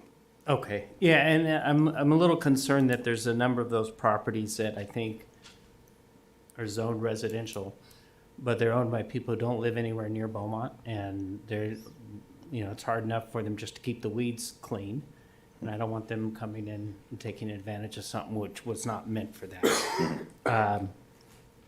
And then I like the employee idea. I think they did it in Moreno Valley with veterans as well. I liked it, but my one question, and it's just for information, I don't have a preference either way, but is that one employee per employer, or could an employer come in and say, I can do 2, or I can do 3, or? So it's not capped right now. It really depends on, the businesses will tell us what their overall goal is, and then we would work within the funding amount, and then also making sure that we're not giving all the funding to a single business. Okay. And so it would be, it really depends on how many applications we receive each funding cycle, and then staff would go through and make certain recommendations and then present that to the city council for ultimate consideration. And then I want to thank you for the downtown business meeting that we had last week. I think it was last week. One of the business owners brought up an idea that he was, as you know, he was struggling with the prevailing wages, and then he started bringing up the fact that he couldn't do plans without knowing exactly, what he was going to do, and he needed to draw up plans, and then he talked about a $5,000 permit fee. Do you remember that discussion? Mm-hmm. Have we looked at whether or not we can match some money for permitting fees, or are we getting into the prevailing wages if we start to do something like that? Yeah, payment of fees is a trigger. Okay. Yeah. Okay. That's all I had. Thank you. All right, thank you. I've got a couple questions for you, Joel, in reference to, and Councilmember White kind of touched on a little bit, of absentee property owners. Are we going to send a notice out to them by chance and letting them know and so forth to say, hey, we have this incentive, give us a call, we can work something out, that sort of thing? Or is there going to be an outreach other than just the local media, that we use? No, if my intent would be to spread the word as widely as possible, and so for people, we can actually check where the owners reside, and so for out of town or out of state, we'll certainly do mailed notices or email if we can track that down. So the point is to beautify the city here, and we'll work with whoever to make sure that goal is accomplished. Okay. And so yes, but we can do mailed notices. We have a variety of outreach mechanisms to be able to do that. Okay. And I know when it comes to trash and junk and that sort of stuff, a lot of that is in people's backyards. But would this incentive work if we saw a property that the front needed some work, or even to the point of maybe it's more of a temporary thing, like a tree trimming or something like that, to where we can broaden that a little bit to where maybe somebody's yard looks kind of okay, but they need some additional help on some sprucing up, that it can, have a little bit more wider net, per se. I'm not sure what in particular, how many trees need to be trimmed down there, that sort of stuff, but, sometimes just a good mow and a reseeding, might be just enough for somebody versus a whole new landscaping plan and that sort of stuff. So my reason for bringing it up is maybe there's we can hit more properties with maybe smaller things. And so, I don't know, I guess if staff can find a way to reach out to say how big a net can we cast, for it. And then I'd like the idea of painting, but I think that's probably too big of a cost for someone. And because I think the average probably cost to paint a small single-story home might be $3,000 to $5,000. But if somebody wanted to do that, could they then apply to say, hey, could we get $1,500 towards painting my house and I cover the rest? So this program, that then would potentially run into the prevailing wage issue, because unless they can paint their own house, they'd be hiring a contractor, and then we'd have to check that. Could we buy the paint? They could certainly, we haven't written the guidelines yet, and so if the city council would like to direct that, we can certainly add that in there and then explain the pros and cons of doing it yourself versus hiring someone. If someone's qualified to do that and they're willing to buy the paint, and then that accomplishes that goal of better curb appeal, certainly. Okay, so the thought, was just outside the box, buy the paint, trim the trees, show up with the junk hauler, things like that we might be able to help, offer some more services. That would be my thought. So, any other comments from council? Councilmember White, your light's still on? Yeah, just I've been meaning to ask you. We both, the mayor and I, have touched on our absent property owners. Have you, in your experience, worked in a way that we could put requirements on properties in a certain area that requires a minimum level of upkeep that we could enforce? In other words, some of these lots would look really nice if they were just cleared, mowed, trash picked up, that kind of stuff. But the chief is still here. I didn't want to bring up code enforcement, but if there was a way that we could put requirements on people in the downtown area to keep their properties in a way that sort of beautified the rest of the community. That's certainly possible. It's probably easier from an enforceability standpoint just to have a citywide standard of you need to keep your landscaping clean, you need to remove trash, and I believe we already have those rules. That's what allowed allows code enforcement to go out and issue citations if you have a refrigerator in your front yard or if your landscaping is completely dead. It's really just a question of how much enforcement do you want to do? What's that right level? I think every city struggles with that a little bit. Do you want to be writing citations all the time? I think one benefit of this type of program is you could have code enforcement make sort of a friendly contact and say, hey, you need to clean up, but then we also have this program that will help you clean up to make it sort of a no net impact to a particular property owner. But we already have those general types of rules on the books today. That's a good idea, and I'm thinking like a carrot and stick letter that says, hey, your place is a mess, we'll help you, but you got to clean it up. Joel, are you familiar with what Moreno Valley did just 2 or 3 years ago? I say this as my in-laws are residents there, and they were forced, they're elderly, their yard was okay, but they were forced to clean it up, and their neighbors as well. There used to be cars parked in the yards and that sort of stuff. And in central Moreno Valley, it is night and day difference now. But they came in with a pretty big stick. And so I certainly don't want to do that, but I like the idea, of, hey, your yard needs attention, we can help, So I think that'd be a good idea. The program in Moreno Valley is called Beautify Moreno Valley, and it was established by our supervisor. So Nice. I might go to him to get some some input on that. That'd be good to get his input. Thank you. Any others? Councilmember Voigt? No, but I'll move to authorize the city manager to develop and implement the job creation and retention incentive program. Oh, did I need to do that? Maybe. Provide additional, and we did direction. I'll second. Okay, roll call, please. Councilmember Martinez? Yes. Councilmember White? Yes. Councilmember Voigt? Yes. Mayor Pro Tem Laura? Yes. Mayor Finn? Yes. Thank you, Joel. Item J2, amended and restated agreement with IDC Consulting Engineers, Inc. for the Pennsylvania Avenue Grade Separation Project, CIP 2017-012, and that is a staff report by Mr. Robert Vestal.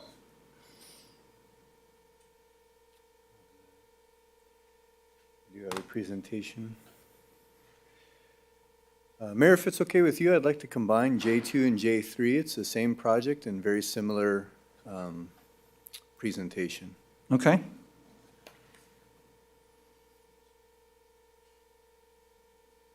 All right. This is regarding Pennsylvania grade separation. The project was started in 2017. In 2019, the project was put on hold to prioritize Potrero and Pennsylvania widening projects, amongst others. In July of 2022, the project was reinitiated. At that time, no contact with UPRR or Caltrans had occurred. The plans were labeled at 35% when they were put on hold, but in reality, they were more like 10%. Since 2022, staff has diligently worked with Caltrans and UPRR and the consultants to move the plans forward. UPRR has significantly delayed the project due to non-responsiveness and major changes like forcing the construction of 4 tracks and 1 access road. The original plans had 3 tracks and no access road.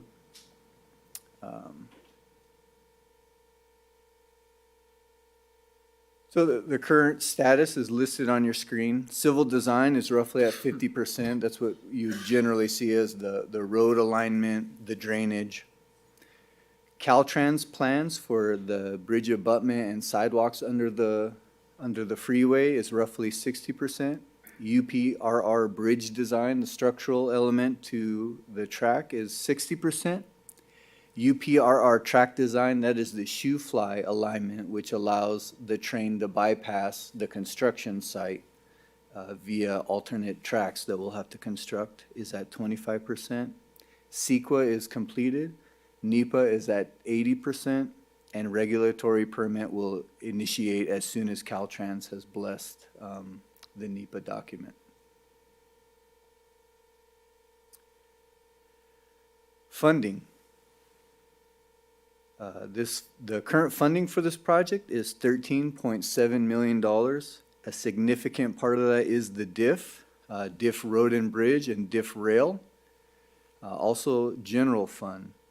In the screen, under funding summary, you will see $5 million. That is a grant that is yet to be included in the CIP. It was SB 125, the Transit and Intercity Rail Capital Program, issued by RCTC. We are actively and aggressively pursuing 2 additional grants. One is the TSEP grant, which you're familiar with on Potrero. We're requesting $50 million for that.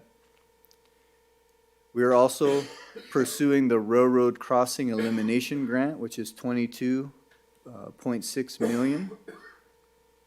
Right below the grants, you'll see the applicable dates for those grants. They all kind of converge around September 2025 of the following year.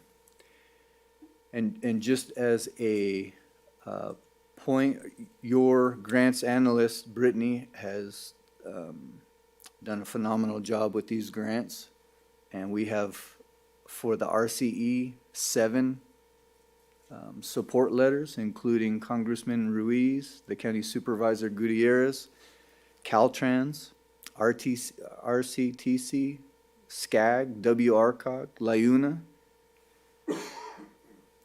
that's all of them. All supporting this project to move it forward.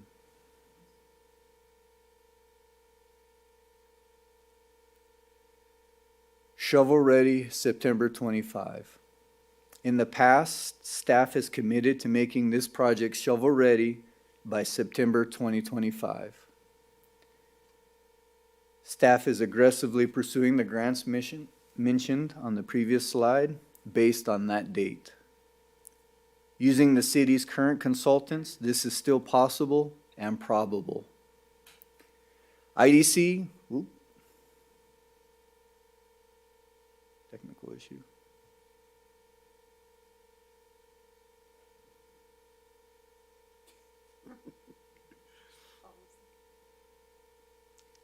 There we go.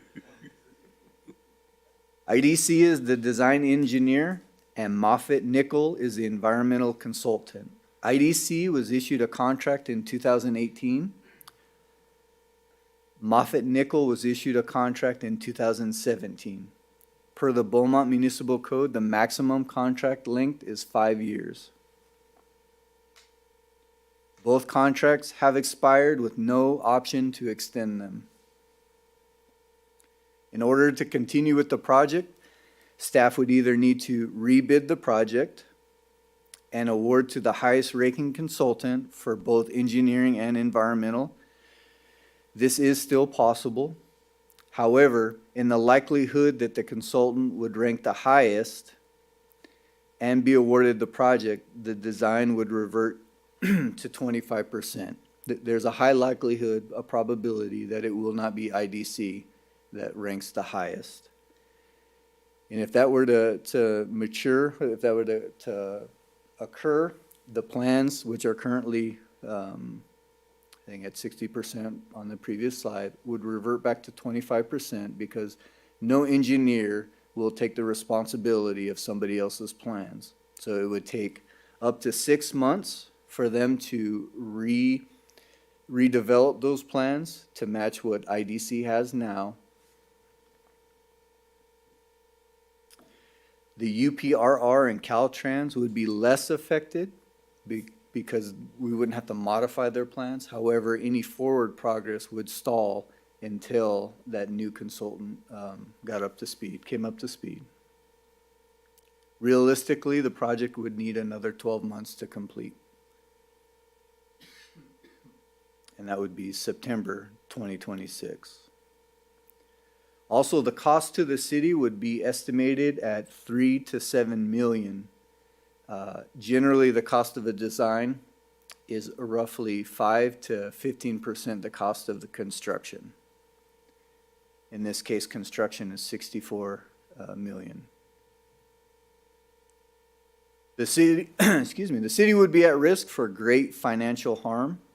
Consequently, based on the city attorney's guidance, staff is recommending issuing IDC and Moffitt Nickel amended and restated contracts under the public exigency exception in the Beaumont Municipal Code, Chapter 3.02.050, Section C, which states, upon obtaining approval from City Council, the purchasing officer may engage services of a professional firm or individual without complying with the competitive procurement procedures in the following circumstance, and that's where we select C, public exigency, emergency will not permit delay. An amended and restated agreement consolidates and replaces the previous public service agreement, professional services agreement, and subsequent amendments creating a new integrated and updated agreement. In addition to the new contract, staff is recommending a scope and fee change for IDC to include all aspects of the design and coordination with UPRR and Caltrans. In August of this year, staff hired MNS Engineering Incorporated to review the performance of IDC and to review the scope and offer some technical assistance to the city in dealing with UPRR and Caltrans specifically. Subsequently, IDC, MNS, and city staff reviewed the schedule and outstanding issues and found several deficiencies with the final scope in IDC's original 2018 contract. The staff report provides significant detail on some of those deficiencies. IDC submitted a scope and a fee for those additional tasks, which is $1.2 million. IDC's current contract fee is $1.9 million. The combined fee will be $3.1 million, which is approximately 5% of the construction amount, or roughly in line with what we would estimate the design services. However, 1.2 has already been allocated. It's only the 1.9 has already been allocated. It's only the 1.2 in addition to that. Staff is not recommending a scope and fee change for Moffett Nickel. It is only to extend their contract or issue a new contract. That concludes my presentation. I'm here for discussion and questions. Thank you, sir. Excuse me. Thank you, sir. Do we have,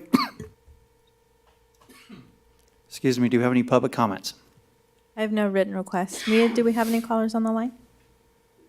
No callers. All right, thank you. Do you have any questions from council? Yeah, Mayor, I just want to see that first slide again, if you would. It is a good slide, and when I'm asked about percentages, it's the best one for summary. Next one, that one, second slide, sorry. There we go, thank you. That's I can email this to you as well. And Robert, I've got a quick question for you. So the one you've got the virtual drawing or the virtual picture of, so is that going over the railroad tracks then, not under? Or are we looking south? We are looking north at the I-10 freeway. We're under the tracks. Okay, so beyond, all right. So beyond the freeways just doesn't count. Or, because it looks like from the photo that you could be looking south and that's going over the railroad tracks. But I'm looking at it wrong. That is not the case. Yeah, Okay, all we're right, definitely so we're still going under. Yeah. Okay, thank you. Councilmember White. The money that we have already earmarked, the 5 million, is there a time limit on that? From, I think that was the grade SEP money from RCTC? Yeah, that is for design, and Okay. as soon as we enter an agreement at a later date, soon, we can spend it. Okay, and I saw something that created a question for me. On the second item, you don't need to look it up because I'm sure you have a quick answer. Under a category called New PSA, the first line says, no additional funds are needed at this time to complete the environmental work. And then under fiscal impact, it says, no additional funds are being requested. The amount for the amended and restated agreement is $86,000. Is that just the unexpended from the first? That is correct, yeah. Okay. That's all I had. Thank you. Councilmember White. I'll move to approve J2 and J3 as written in the agenda. I'll second. All right, thank you. Roll call, please. Councilmember Martinez? Yes. Councilmember White? Yes. Councilmember Voigt? Yes. Mayor Pro Tem Laura? Yes. Mayor Finn? Yes, thank you. So item J4, intent to vacate a portion of Euclid Avenue and a portion of 3rd Street. And it's back to Mr. Vestal. Thank you, Mayor. No slides on this one. As part of the development for 84 Lumber on 3rd and Euclid, the city conditioned that project to vacate a portion of 3rd and Euclid. 3rd Street was an irregular shape, not beneficial to anyone other than the potential land user. And similarly with Euclid, it was originally designed for a secondary street, but it is now a local street. So it gives them the opportunity to reclaim some of that right away.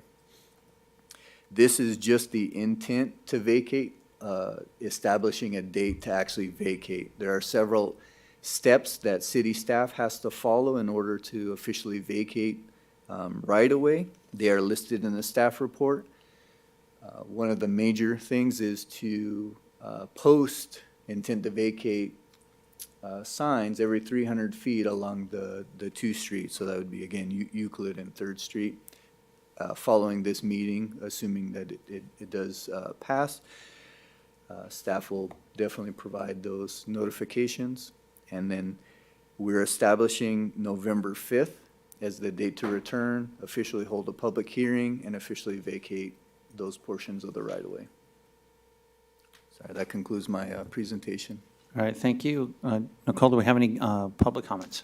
I have no written requests. Mia, do we have any callers on the line? No callers. Okay, thank you. Any questions of council? Councilmember White? Nope, I'll make a motion if there are no other questions. I don't see any. Go ahead. A move to approve the recommended action for item J4. I'll second that. Roll call, please. Councilmember Martinez? Yes. Councilmember White? Yes. Councilmember Voigt? Yes. Mayor Pro Tem Laura? Yes. Mayor Finn? Yes, thank you. So on to item J5 is a presentation and discussion of city-owned properties, and that'll be staff report by Miss Elizabeth Gibbs. Thank you, Mayor. This was a request from City Council to bring back discussion on what the city owns and what the purpose of what the city owns and vacant land and what the intent is. So I printed out some hard copies. This is as big as I could get it, but I do have on my screen, on your screen, just kind of the top part of the city. I'm not going to include, we own about 4 square miles down there to the south, so I'm just going to cut that off for purposes of discussion. The fluorescent green is all your parks. I'm going to zoom in here a little bit and let's get a little bit closer so we can take a look at some of these. So for the most part, you have parks over here. There is some landscaping areas that Doug's crew takes care of. As we move to the east, there is south of Oak Valley Parkway, west of the I-10, there is a parcel that the city owns. It is a basin. It's not developable. Again, up here, there's some parks. The brown areas are not conservation land, but land that we can't build on. It's mitigation land that Doug's crew also takes care of. Up here is the dark green area. That's about 9 acres that is outside of Solera. That it's like a retention basin. Moving east, this is Oak Valley Greens. This skirts Noble Creek Park. This is the walkway between the park, Fallen Heroes Park and Oak Valley Greens. This is Shadow Creek, where we just got the inclusive playground. And then continuing east to Sundance, here's the sports park. Again, the pink area is land. This up here isn't quite owned yet by the city. We haven't accepted it. That's your Brookside landscaping area.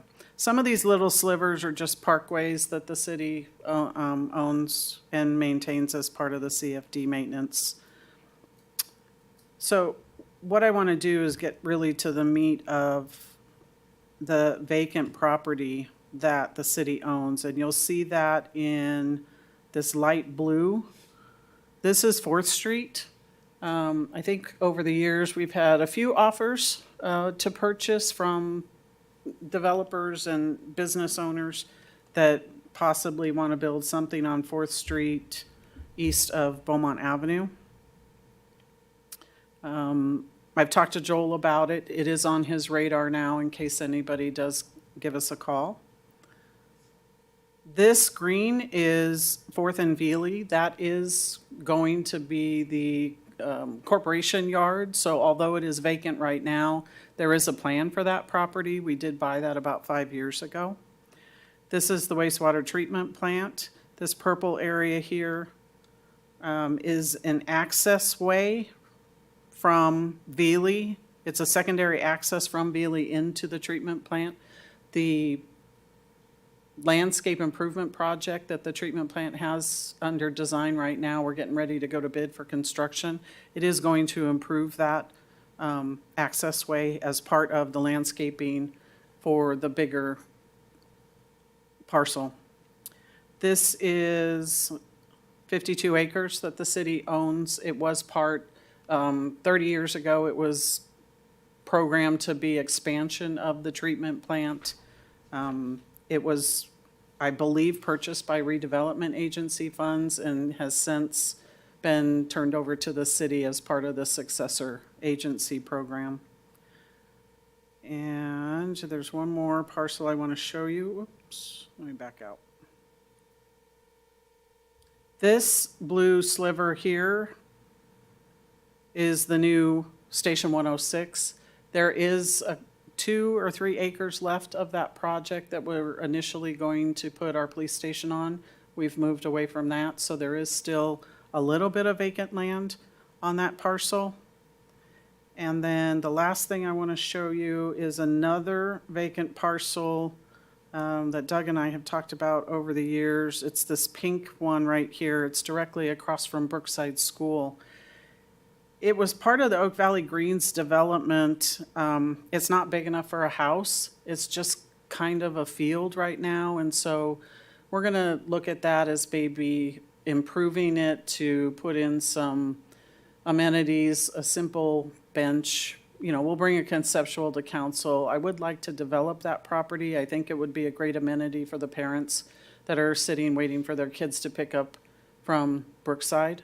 Right now, it's weed abatement, and so it is costing us, so we'd like to put it to some use. But we'll bring a conceptual forward probably in the next budget year.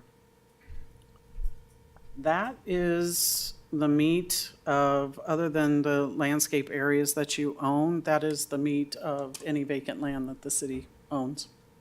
All right, thank you. And do we have any public comments? I have no written requests. Mia, do we have any callers on the line? No callers. All right, thank you. And Elizabeth, can you zoom in off of 6th and Xenia, that pink area that's over there, and what's that's used for, since it's the same color as the expansion area of the wastewater treatment plant? 6th and Xenia? Yeah, or 8th and, sorry, 8th. Yeah, keep going to the right, that one right there. That is the Sundance Bowl. It's a retention retention basin. Okay, The red is the property that we own where our police substation is. gotcha. So this bowl is, here's Sundance Elementary School. This bowl is ours, and then it actually goes up into like a storm drain runoff from the Sundance development. Okay, thank you. Appreciate you having the map. That's helpful, and it's a good idea to know what we have. I do have a question in reference to the land next to the plant, the wastewater treatment plant for the potential expansion.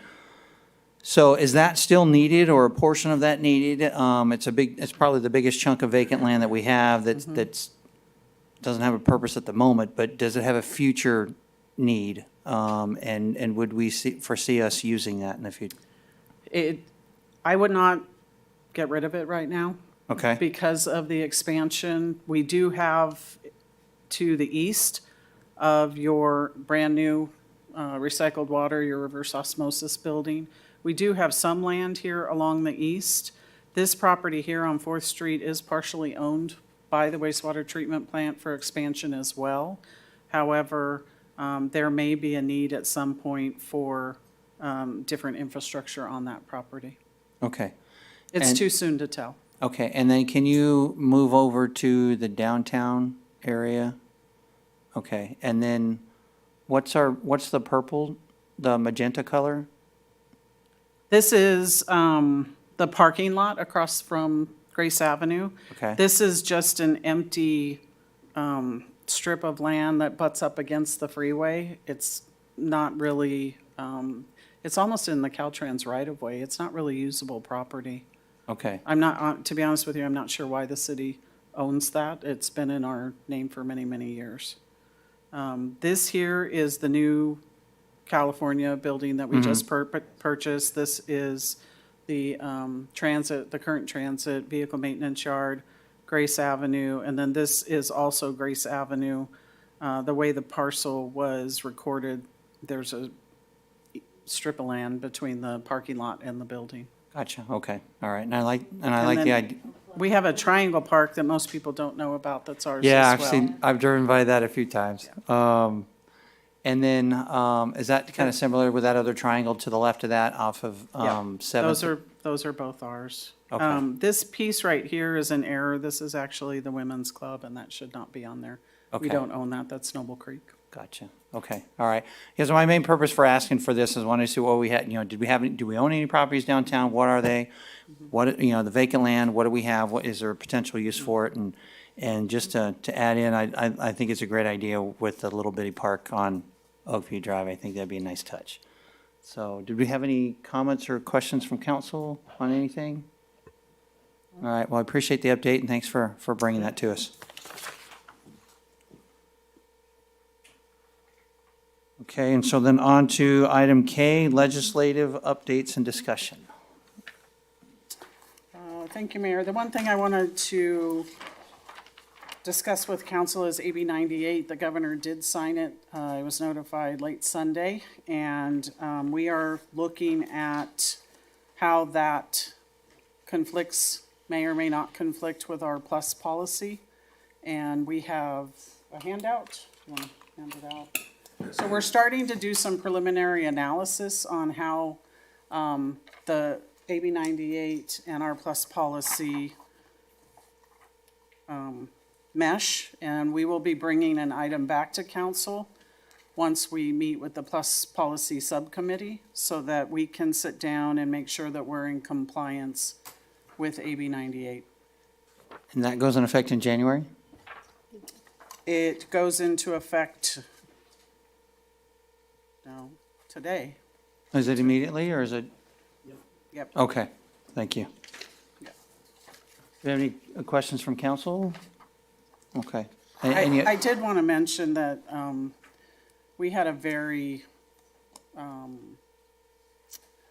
great, I think it was a great call. The mayor spoke with the governor's office last week. Our PPG was on the line with us, staff, and we met with the governor's office of economic development, imploring them to please veto this bill. We also sent a letter asking that they veto, the governor veto the bill, and unfortunately our efforts did not pan out. All right, thank you. Any other legislative updates? No. Okay, thank you. And economic development update? Do we have it? Joel, do we have anything tonight? Okay, all right. But nothing further to add. Okay. City treasurer's report, we don't have our treasurer tonight. So city clerk report? Okay. And city attorney report? All right. City manager? Just a couple announcements real quick. I'm very pleased to announce that we received a $3.1 million grant that was very competitive. Only 54 cities and agencies across the nation received that grant. It started with applying to the state of California, where they only picked 15 cities to move forward to the federal level. It is for Stewart Park. It will give us the funding that we need to complete phase 2 of the park. And so with the matching 3.1 that council programmed, we'll have $6.2 million to finish phase 2. So we're very excited about that. Staff did a great job on that grant. It was a lot of work, and I told Doug he needs to do cartwheels. Robert already mentioned the $50 million TSEP and the RCE grant for the Penn Grade SEP, so I won't talk about that. CDBG applications are out to the public. We are collecting those applications. We will be bringing that CDBG hearing to City Council shortly. And then last but not least, the police department was just notified that they received a $167,000 grant, OTS grant for enforcement of traffic safety. So we are actively pursuing grants, and like Robert said, our grants analyst, Brittany, is phenomenal. And I'm excited to see what other grants that we're going to get awarded. That's all I have. Very nice, thank you. Okay, we have future agenda items. We've got a short list there. Do we have any additions to that? Yeah, I would like to explore an idea. So our planning projects, that's all, you're using tracking on computer processes, correct? Yes, sir.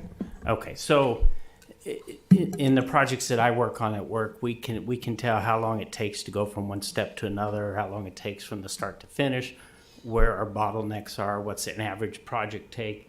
You know, if a project's taking 2 months to do and we do it in 4 months, then we have to be held accountable for that.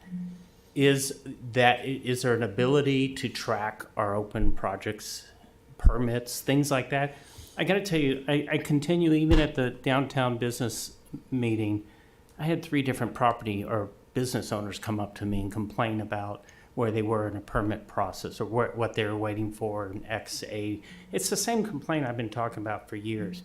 And we are getting a reputation from our neighbors, from businesses doing business in our neighbors, Yucaipa, Calamasa,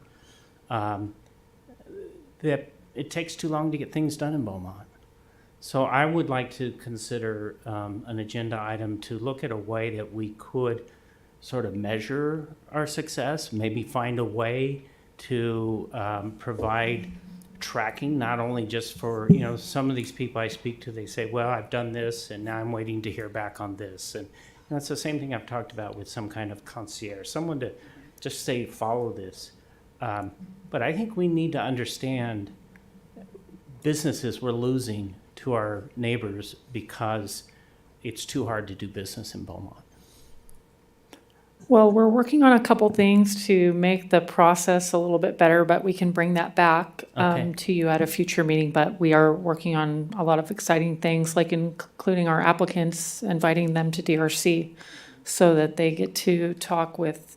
I like that idea. I did yeah, hear about so, that. I thought so that was a good we idea. just implemented it this month. So Okay. we'll be doing that. We're working on quite a few other things. We do have time tracking, and then we do have our workflows where we can track that as well. For me, I get caught off guard. I go up to a gentleman and say, hey, I hear you know, it's the chicken guy for the cleaners. And, you know, I go up to him and I just want to talk to him. Yeah, we're doing exciting things downtown. And then I start to hear, he wasn't one of the ones who was concerned about these. But, you know, I just run into people and they're like, oh yeah, you know, I've been doing business with the city for a long time, but I'm stuck here and, you know, I can't get this moving forward, things like that. And I don't want them coming to me. Well, now that economic development is fully staffed, we can start working on our Well, and maybe the concierge. messaging needs to be there because it doesn't help when a council member has to call staff and say, hey, are you guys doing the right thing? Because if you weren't doing the right thing, we'd have different staff. Exactly. I know exactly what you mean, Councilmember White. So if you're doing the right thing, then shouldn't have to take any calls. I shouldn't have anyone calling me saying, hey, I can't get this moving forward. If that's going to happen, I'd like to be able to go, oh, hang on 1 second. Let me check the, you know, where you are in the progress. I mean, I don't know how public you can be on this kind of stuff, but if I could go to the business owner and say, hey, go to this website, figure out what stage you're in, and then come back to me and let me know that what stage you're in, and maybe I can help you then. I know I'm going off way too long. But It's a future agenda item. But so anyways, thank you, John. All right, thank you. So on to council reports. Can I give an agenda item? Oh, yes, I didn't realize. I'm sorry. Looked right past you. Go right ahead. And I don't know if this is too early in the process, but going through this diff fee item, I think one of the properties that we look at, and when I say properties, the different matrix that create the diff fee, I'd like to maybe have a future agenda item for council to discuss creating maybe a policy that requires a review in 5 years I'm just throwing a number out there right now.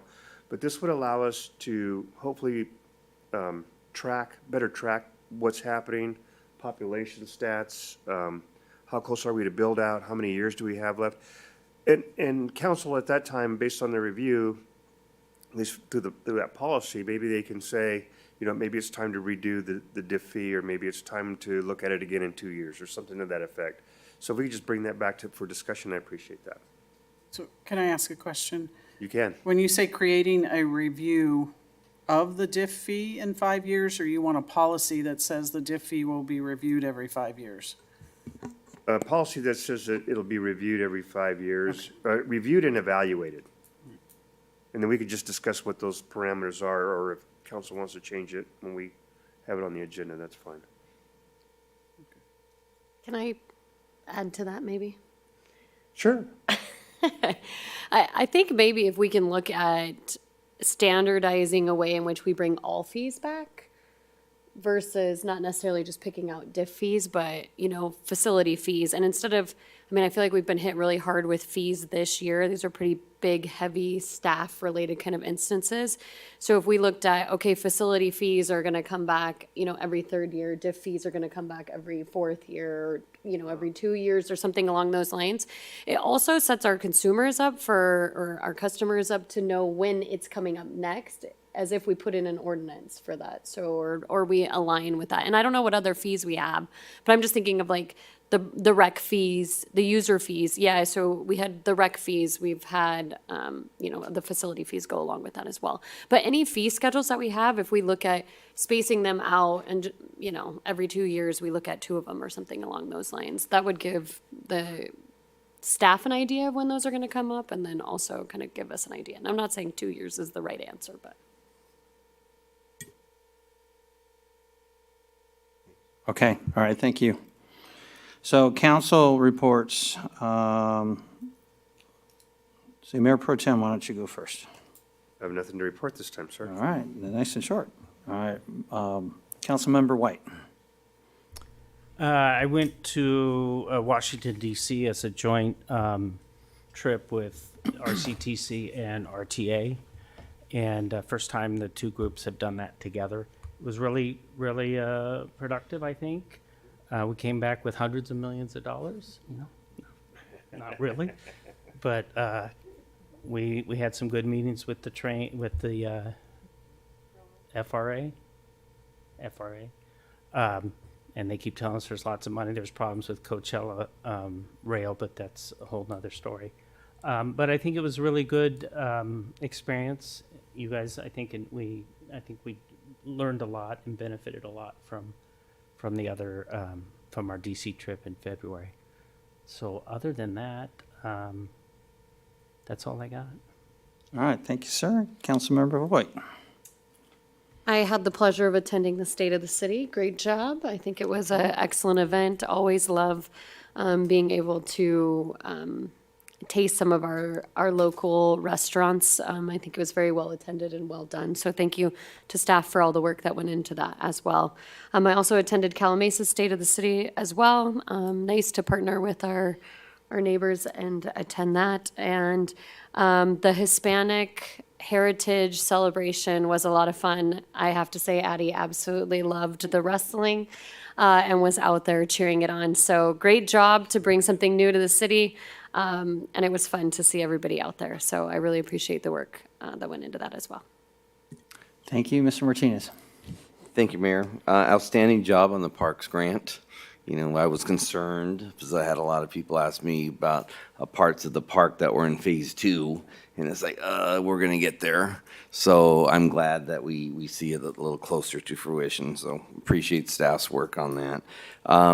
A great job, Mayor, at State of the City. Very well attended as well. Another success. We had a great turnout. Things went really well, so appreciate that. I also went to the State of the City on the road. So we went to Altus and talked to the Altus residents as well. Mayor did, but I had a chance to meet them afterwards, and they're very eager to get involved, and it's refreshing. They have a beautiful facility, so I enjoyed that visit. RCA, I attended RCA. We discussed a bond measure Prop 4 that staff wanted the board to support, but the board took a neutral approach to that, and so we will not be supporting nor objecting to that bond, just a neutral approach for Prop 4 for parks and wildlife funding. We discussed wildlife management, and we don't do species of the month anymore. So what we do is the reserve of the month. So we take a look at pieces of the property that's owned by the MSHCP, and it was the Bunklin Reserve, which is over by the Cleveland National Forest. So we talk about what's on there and so forth, and why it's important, and how we acquired it and so forth. But there are many species on that reserve. So I will discuss just briefly. They talked about the pond turtle and the yellow warbler and the mountain lion, of course, and the coyote, and how, again, the importance of the habitat for habitat preservation and so forth. So that's our new approach. So you get some of it, at least. And there is a 20th anniversary of the MSHCP at the Hidden Valley Nature Center on October 11th. It's at 9:30. Unfortunately, I can't make that. But I think, Nicole, you sent that out to staff, I think, or to council? Okay, so you should have received that email if you're interested in that. That is all, Mayor. All right, thank you, sir. In terms of meetings, I attended the Regional Water Alliance. That was just more of a general operational update from that meeting, so nothing super special to pass on.